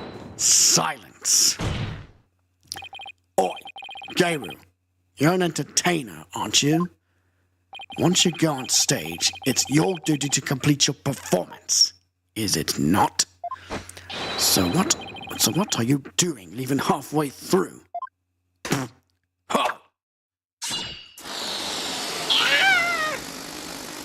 There's a bandage on her forehead! That's gotta be it! There's a bandage on Geiru's forehead! And since we know that Master Tanido's killer has a cut on her face somewhere... Impossible! How did you know, Simon? I didn't, but I had to take a chance and see for myself. Otherwise, your theory would remain a groundless accusation. Your Honor, Prosecutor Sadmati, the scent of perfume and injury on the forehead, these things are completely consistent with Owen's testimony. In short, the mysterious individual Owen saw in the dressing room could have been Geiru. Miss Cykes, does this mean you are formally indicting this witness for the murder of Taifu Tanido? Satara! Should your accusation prove to be false, I hope you are prepared to pay the price in full. Simon, what price is he talking about? I thought that should be obvious. Prosecutor Sadmonk is saying he'll see to it you never stand in a court of law again. Oh, that sucks. I must say, though, he knows how to make a trial interesting. Just whose side are you on, Simon? Go on, then. Into the deep end with you. You really have but one choice anyway. Well, Miss Cykes, I'm waiting. With regards to the witness, Gabriel Tonido, the defense wishes to indict her. There's no reason for me to hold back. Not if I really believe in my client. The defense wishes to formally indict Gabriel Tonido for the murder of Typho Tonido. I have tried to be merciful, but now, not even your pleas will reach the Holy Mother's ears. You will have plenty of time to regret your decision in the pit of hell. Except I won't need to. The person who murdered the victim was not Mr. Wet. It was Gabriel Tonido. The bandage is just from a silly slip up on me while cooking yesterday, that's all. What kind of extreme cooking were you doing to cut yourself on the forehead? Well, what can I say? That's what happened. You also don't have an alibi for the period before 4 p.m., do you, Gabriel? But, I really didn't know anything was wrong until Shisha was found dead. If you don't believe me, then with a twisty twist. And Blue, there you have it, an adorable little kitty. How could you suspect a cutesy widow pulling on like me? Gabriel, I've been meaning to say this for a while now, but could it be that you don't have an eye for balloon art? Don't you think I know that? You didn't have to come out and say it. I'm the daughter of a great Rokoku artist. I never wanted to do stupid balloon art. I was supposed to be a Rokoku storyteller too, just like my late daddy. But Jisho told me to do balloon art instead. I guess the victim thought she had no talent as a Rokoku artist either. So you're still gonna suspect a poor little thing like me? Please stop trying to skirt the issue. It all comes down to the scent of perfume and the cut on your forehead. You and the culprit in Owen's testimony share these two traits. You're dead set on accusing me, aren't you? Well, here's what I have for naughty little girls like you, with a twisty twist. I'ma cut you, witch. Go ahead. Make me testify all you want. When the truth's revealed, it'll be your balloon or mine that goes pop. Got it? Oh my! Is this yet another hidden personality? Simon, is everybody in the Tinnitus school like this? How should I know? Well, spill the beans, clown lady. Let's get this bitch. What I did before the murder. Yeah, I visited the dressing room during that time to make a courtesy call after my act. Shisho and Owen were in there, but they were both snoring up a storm. I saw the note Shisho left, so I just left. Didn't want to disturb him, you know. The perfume Owen smelled must have been left over from when I visited. So Gabriel's saying she went into the dressing room, but then left right away. Don't take her at her word. Come on, do you really think I would? I'm just trying to figure out how to get her to talk about what really happened. Now then, Miss Cykes, you may proceed with your cross-examination. All right, finish this clown lady off, Athena. It's time for a little cross-examination. What I did before the murder. Yeah, I visited the dressing room during that time to make a courtesy call after my act. Shisho and Owen were in there, but they were both snoring up a storm. I saw the note Shisho left, so I just left. Didn't want to disturb him, you know. Hold it! Where did you find your master's note? I don't know. Can't remember. Did you notice anything else unusual or out of place in the room? Well, there was a sake and a half-eaten manju on the table. But I didn't see anything else out of place or whatever in the room, though. Oh, is that a fact? Of course it is. What do you think? And you didn't change anything around while you were in there? I didn't do anything. Look, I'm telling you, I didn't see anything funny in your shisho, and I didn't touch anything in the room. Your baldness, I request that Gayru's last statement be added to her testimony. Simon, what's a statement like that going to do for us? Just to play along, and you'll see soon enough.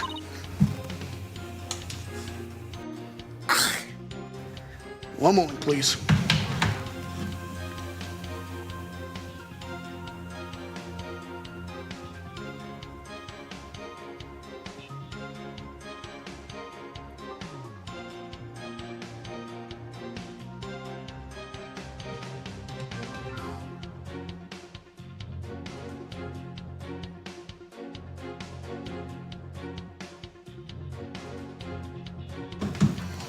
Sorry about that. He requested I do some things. I have no problem with adding that to the testimony, but how about you, Miss Cykes? I have no problem with it either, Your Honor. What is Simon thinking? I didn't see anything fun in your shisho, and I didn't touch anything in the room. Oh, yeah? Well, how do you explain this? Objection! Gayru, you said that you didn't notice anything odd or unusual near your master. What was she pointing at? Wait, the cards. You also said you didn't touch anything in the dressing room.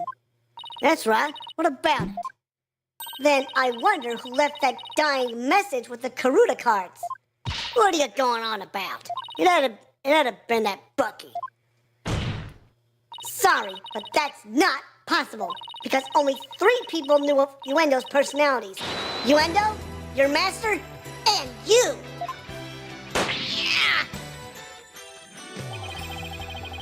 If Bucky had left that Karuta message, he wouldn't have spelled out Owen.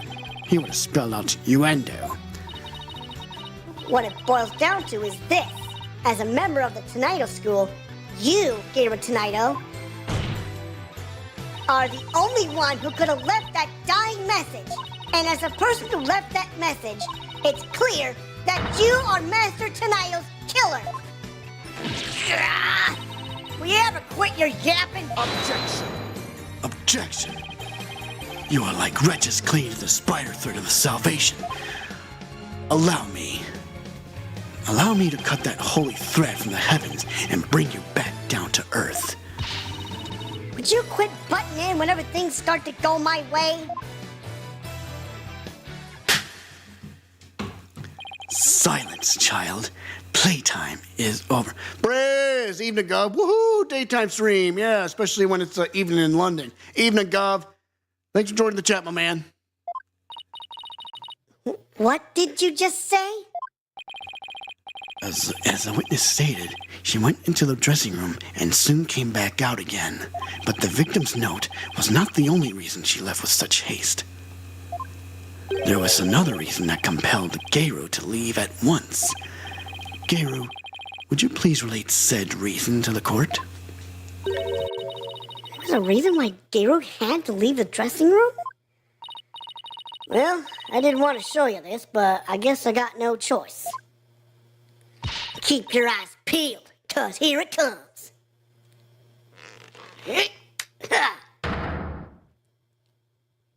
Your hand is all swollen and red. What happened, Gayru?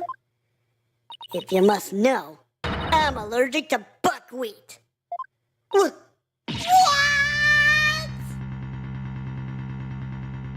Allergic to buckwheat? Ugh. Allergic reactions to buckwheat can vary, though they're usually on the severe side. With Teifu Tonido making soba noodles in his dressing room, Gayru is lucky to still be alive, considering all the soba flour that was swirling in the air. Good thing I left pretty quick. I managed to escape with just a mild reaction. But I touched Shisho as he was being carried away. And look what it did to my poor hands. There must have been soba broth on his clothes or something. If I'd inhaled any of that soba flower, I'd have had a seizure, and it'd been good night, Giru. I never could have stayed in that dressing room for very long. A person allergic to buckwheat couldn't be in a room with soba flower in the air, and certainly couldn't use soba dough as a murder weapon either. What if it's another food's dough?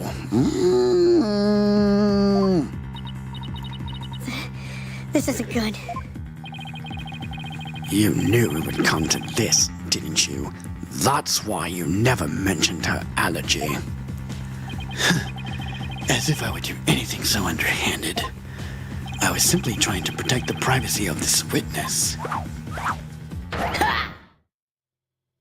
I'm sick of all these accusations. Why don't I just testify and get it all out in the open, yeah? All right, spill the beans, clown lady. Time for a little witness testimony. Gayru's buckwheat allergy.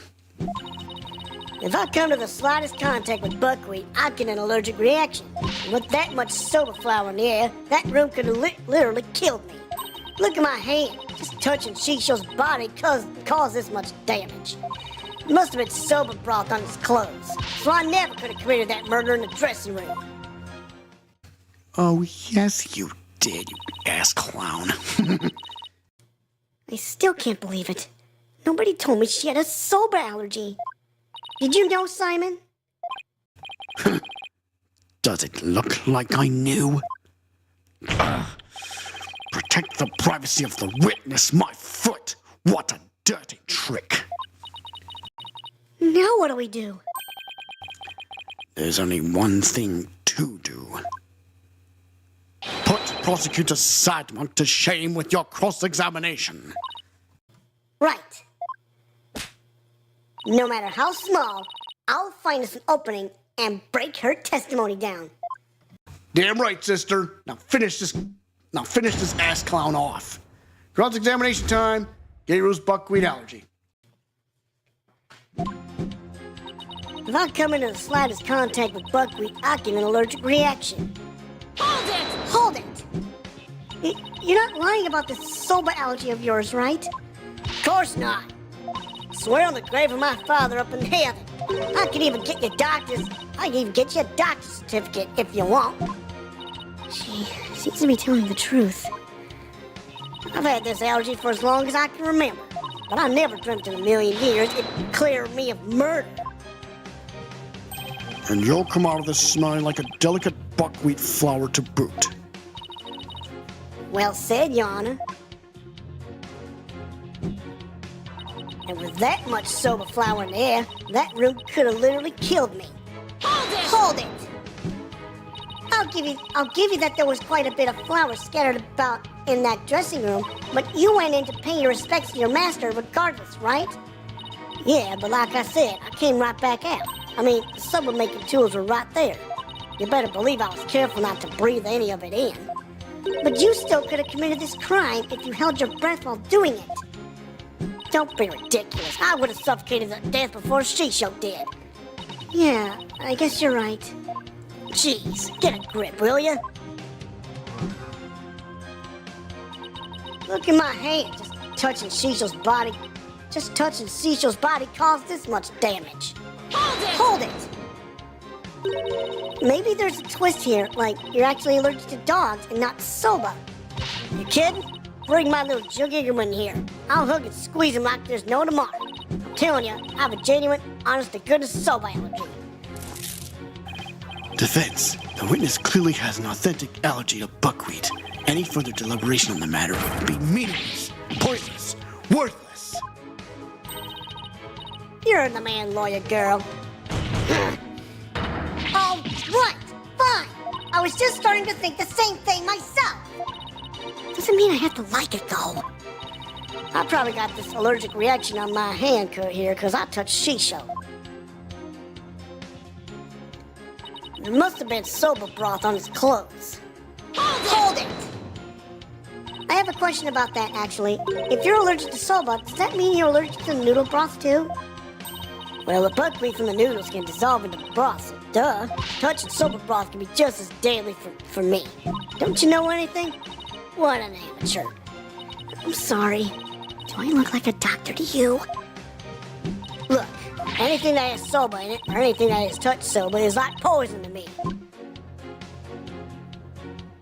So I never could have committed that murder in the dressing room. Hold it! So I just want to cover all my bases, but could the murder have possibly occurred somewhere other than the dressing room? Objection! Objection. That is out of the question. By even asking, you show your complete disregard for all we have discussed until now. Yes, I have to agree. The defense can't go around suggesting new premises without basis. Unfortunately for you, Shisho didn't take a single step from his dressing room around the time of the murder. Well, that is unfortunate for everyone. Geiru cannot have possibly committed this crime in a room where soba was being made. Maybe we're wrong about the murder weapon. Finally, the time has come for the last rites of the victim to begin.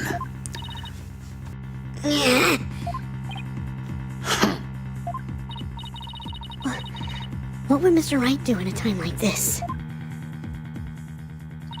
Of guess. There's only one thing to do. What are you smiling about? Has the pressure ever whelmed you? Nope. It's just the worst of times when lawyers have to force their biggest smiles. Remember that line? I remember that from last game. I see. You have no rebuttal, and so the only thing left to you is to smile. Oh, ho, ho, ho, ho, ho. That's where you're wrong. I do have a rebuttal. Turn your thinking around, Athena. Don't try to figure out how Geiru, who is allergic to soba, could commit the crime. Figure out how Geiru could be in that room and not have an allergic reaction instead.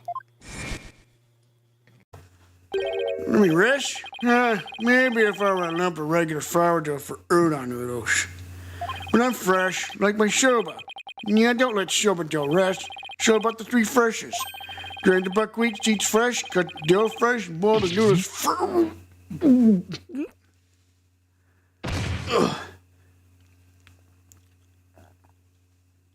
He's blacked out. Note. It appears to have been written by the victim. Allow me to read it. Resting, do not disturb. Yes, that's a nice thought. After reading that, who wouldn't think Shisho was napping? If you must know, I'm allergic to buckwheat. Mon Dieu! What if that certain piece of evidence doesn't mean what we think it means? If that's the case, I might be able to prove that Geiru could have committed this crime. No matter how hard you search your mind, you cannot overturn facts. Well, Miss Cykes, if you have no further objections, I'll hand down my ruling. True, I can't overturn facts, but what if we got our facts about a piece of evidence wrong?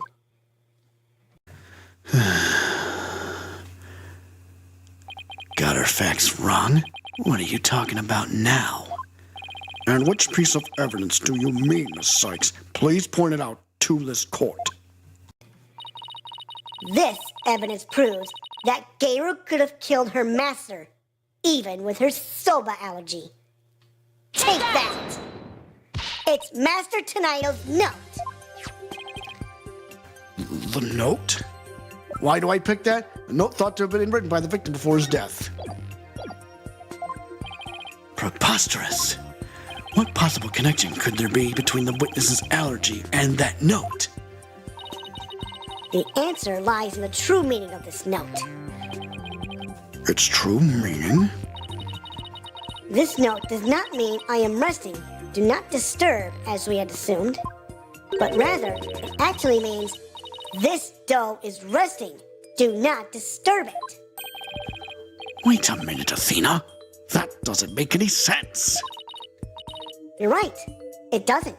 After all, as Bucky told us many a time, you don't let Sobado rest. What's all this jibber-jabber got to do with anything? This is it. The home stretch. This note and Mr. Wet's words have led me to the conclusion that Master Tonito was making udon noodles. The victim, Taifu Tonito, was not making buckwheat noodles. He was making ordinary udon noodles instead! Pukaka! That layer of flour in the dressing room wasn't soba flour, but plain old wheat flour for udon. So actually, it was totally possible for Geiru to be in that room and kill her master. Ow! Oh! What? But if that's true, it changes everything. Your Honor, the defense requests that the floor in the room be tested immediately. Objection! Objection! But soba noodles were found in the bowl, and Geiru did have a reaction on her hand. How do you explain those things? Well, Even were it udon flour instead of soba, you still cannot prove Geiru committed the crime. but Don't lose your nerve now. Keep charging forward or you'll feel my blade at your back. enough with the threats already. I got it. Talk about pressure. All right, Athena. Take a deep breath and go over everything again. All right, time to revisualize, sister. We're on the home stretch, folks. I'm going to visualize the case from start to finish. I have to find conclusive evidence that Geiru committed this murder. What was Master Tonito making in this dressing room? He was making udon. There we go. Master Tonito was making udon. By my logic, Master Tonito must have been making udon noodles in this dressing room. But something at the crime scene indicates otherwise. What was found in the bowl on the table? Soba was found in the bowl on the table. There was soba in the bowl. Even though the master wasn't making soba, soba noodles were found at the scene. So that means the noodles had to have come from somewhere. Wait a minute. One mysterious serving of soba noodles. That sounds familiar. Where did the soba in the bowl on the table come from? It was the master soba stock. The soba was from the master soba stock. The soba noodles found at the scene were from the master stock of uncooked noodles. But then, why would the culprit go out of her way to cook that soba and put it in the bowl? Why did the culprit cook the soba noodles and put them in the bowl? To hide the udon dough. The culprit wanted to hide the udon dough. Soba was found at the scene, so that means the culprit must have taken the udon with her to hide it. But why did the culprit take the udon away and hide it? It must have been because she killed him with the udon dough. There's our conclusion. The murder weapon was udon dough. That's it! The udon dough was a real weapon used to kill Taifu Tonito. And the reason why no weapon was found is because Geiru got rid of the dough somehow. All right, Athena, finish it. The real murder weapon was the udon dough the victim made. If we can find this dough, that'll prove my theory correct. And undeniably prove Geiru's guilt. Objection! Objection! Even if we could find this dough, what makes you think that it would prove she is the one? Please recall Owen's eyewitness testimony, Prosecutor Sadmati. If the injury on Geiru's forehead was caused by the victim's knife, then Geiru's blood must have dripped down onto the dough used as the murder weapon. That would make the Unando pretty conclusive evidence. Wouldn't you agree? But where is this conclusive evidence? Let us hear your theory on where this murder weapon is. Well, it's... If I can't find the instrumenting evidence I have on hand, we'll lose this trial. So how did Gero get rid of the Unando? Think, Athena, think. What do I have that points to suspicious behavior on Gero's part? Now then, Miss Cykes, let's hear your answer. Where is the real murder weapon hidden? Nice barking you did there. I assume you have the bites to back it up. Stop distracting me, especially not right now. This piece of evidence can point us to the location of the hidden murder weapon. That would have to be Simon's statement. Gero. Huh? What is it? I'm just an innocent girl. I don't know anything about a murder. Stuff that cute act in your balloon hat.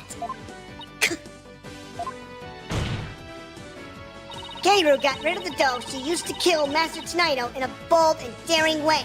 She did it right in front of Prosecutor Blackwell's nose by feeding it to her dog. No,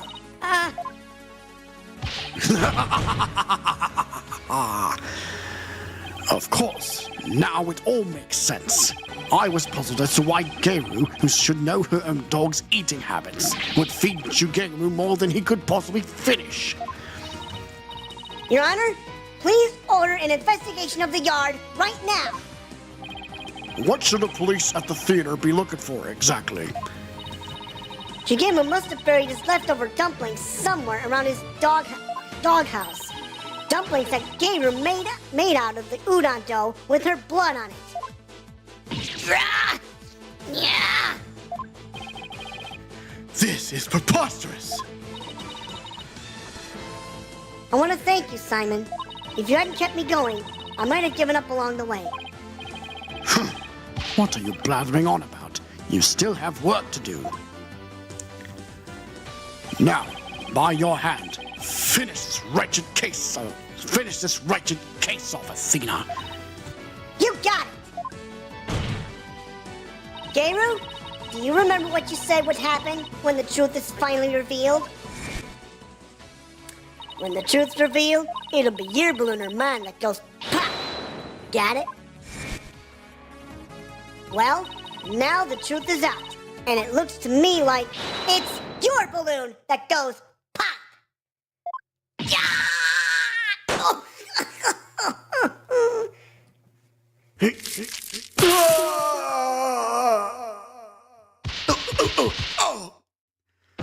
Pukaka!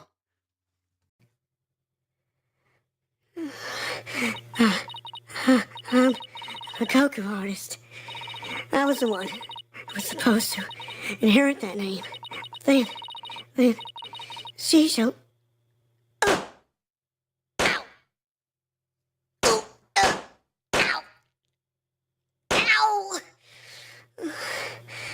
Why are my balloons bursting? Daddy, are you mad at me? I've been a bad girl.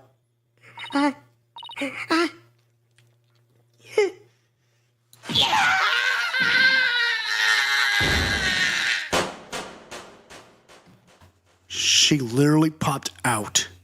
I mean, literally. Phrasing.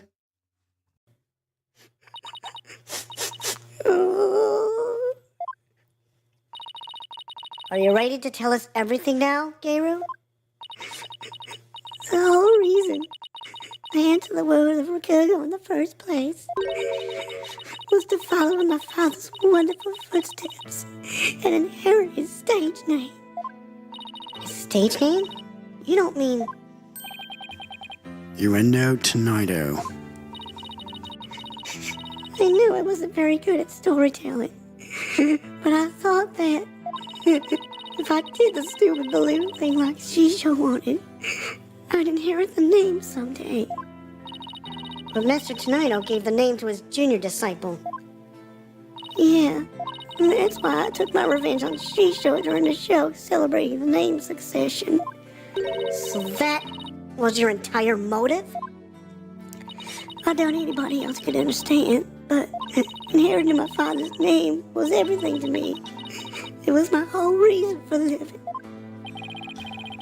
Of all the days you could have taken your revenge. She popped off. Yeah, she definitely did, Briz. Phrasing. Why did you choose the day of the show? Because I wanted to pay Uendo back for stealing what was rightfully mine. I wanted to pin the blame on him at the show where all the Tornado fans were gathered. But then Uendo tried to shift the blame onto Bucky Wet. And now we know the whole story. There's just one more thing I want to know. Did you know Master Tornado was making udon in his dressing room yesterday? No, I didn't. When I saw the soul-making tools, I was worried about my allergy. But it was my only chance to get my revenge on the two of them. So I went ahead and did it. So it was a premeditated crime, but in the end, you only went through with it on impulse. Then, the allergic reaction on your hand. Is it from touching the soba in the refrigerator with your bare hands when you were tampering with the crime scene after your master's death? Yeah. By that time, I wasn't clear-headed enough to worry about my allergy. Geiru, how could you do all this, you idiot? Geiru, I get your desire to inherit your father's name. But what you really should have inherited from him wasn't his name, but his heart. His heart.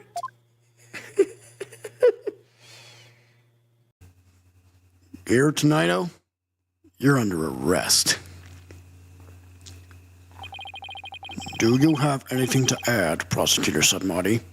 Any objections? No, Your Honor.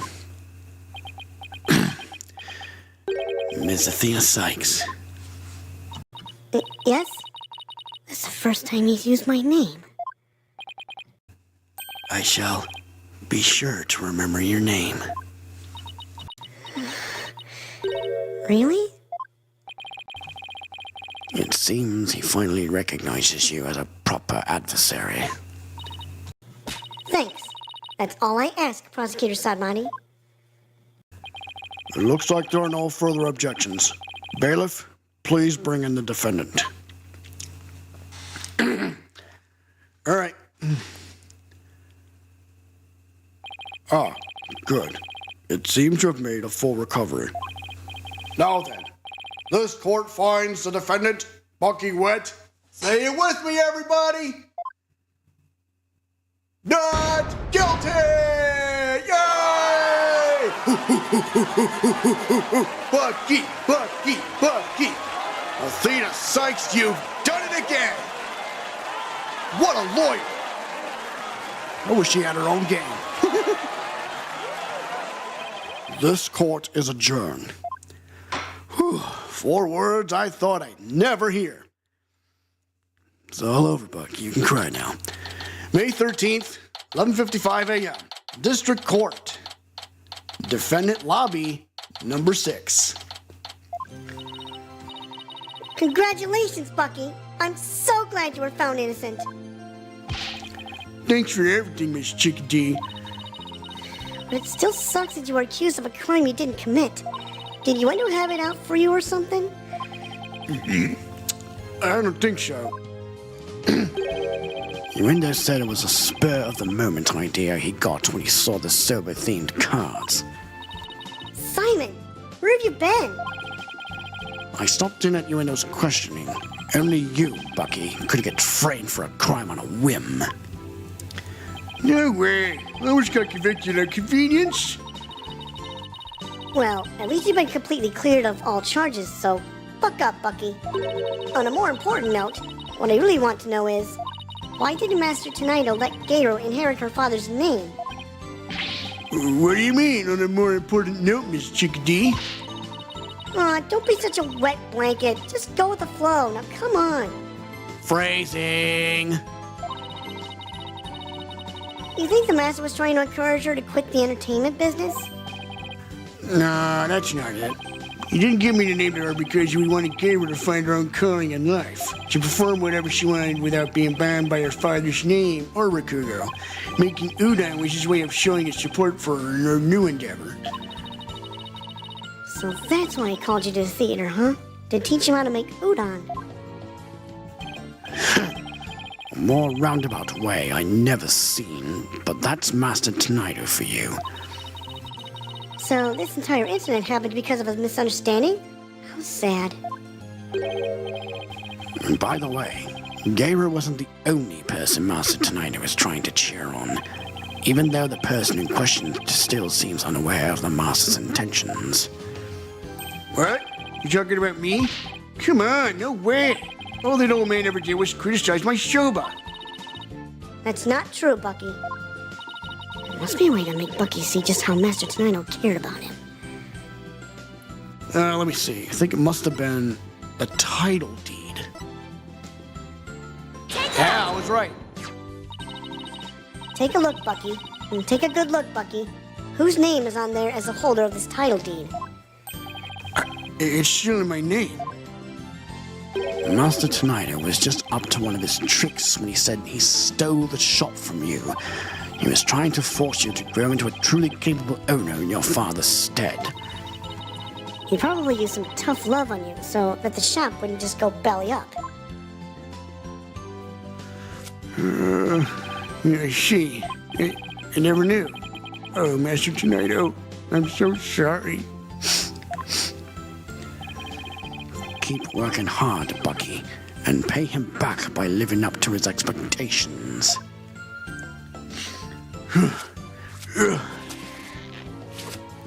Thanks, Jamie. And you too, Miss Chickadee. One day, my Shoba's gonna be so good, it'll knock that old man's socks clean off. After all, I'm an fourth generation owner of Wet Soba. Wet Noodle number 4. Well, I better get back to my shop.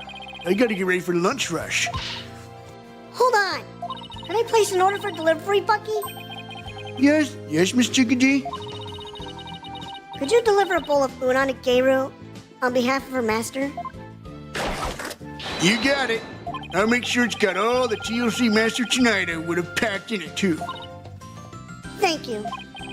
Well, see ya. Sure to drop by the shop sometime. I will, and I'll bring the whole agency with me. Do us all proud, Bucky. I'm the best soba in town waiting for you when you come. Peace out.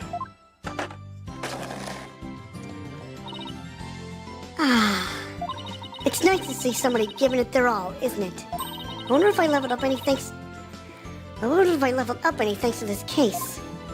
Boy, I sure hope so myself, girlfriend. Don't kid yourself. The trial would have been a spectacle and a half had I not been by your side. You don't know that! For a lawyer who's versed in psychology, you're too full of weak points. You need to learn to analyze yourself more objectively. Or you could just teach me your famous mind tricks, Simon. No. Way to shut someone down. And why not? Because the more pesky lawyers there are, the harder my job becomes. So it's in my best interest for you to remain green forever. Hey! What about what's in my best interest, huh? Besides, weren't you the one who had the wool pulled over your eyes by Uendo? Must you remind me? How could I have known Uendo would do time sober? Hey, speaking of time soba, I just thought of something funny. Oh, goody. I can't wait. Okay, here it is. In time soba, why didn't Mon number 9 get counted? Come on, do you know, Simon? How should I know? Because 7, 8, 9.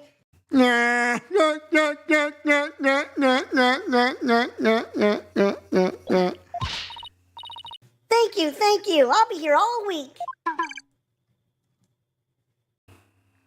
off the black hole! That I should have known. Come on, let's go get sober or something and go home. Your treat?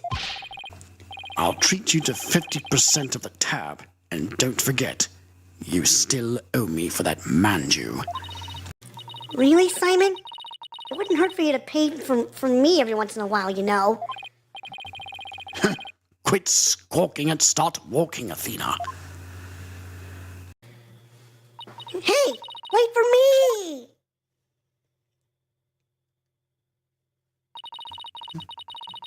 I may still have a ways to go as a lawyer, but just like Mr. Wright, Apollo, and Simon before me, I'm gonna get there someday.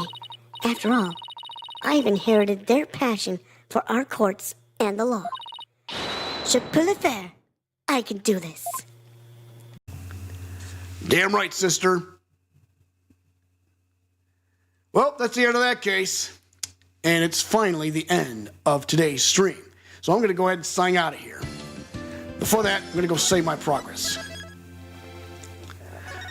All right, so let me just go ahead and exit proper. Return to games menu.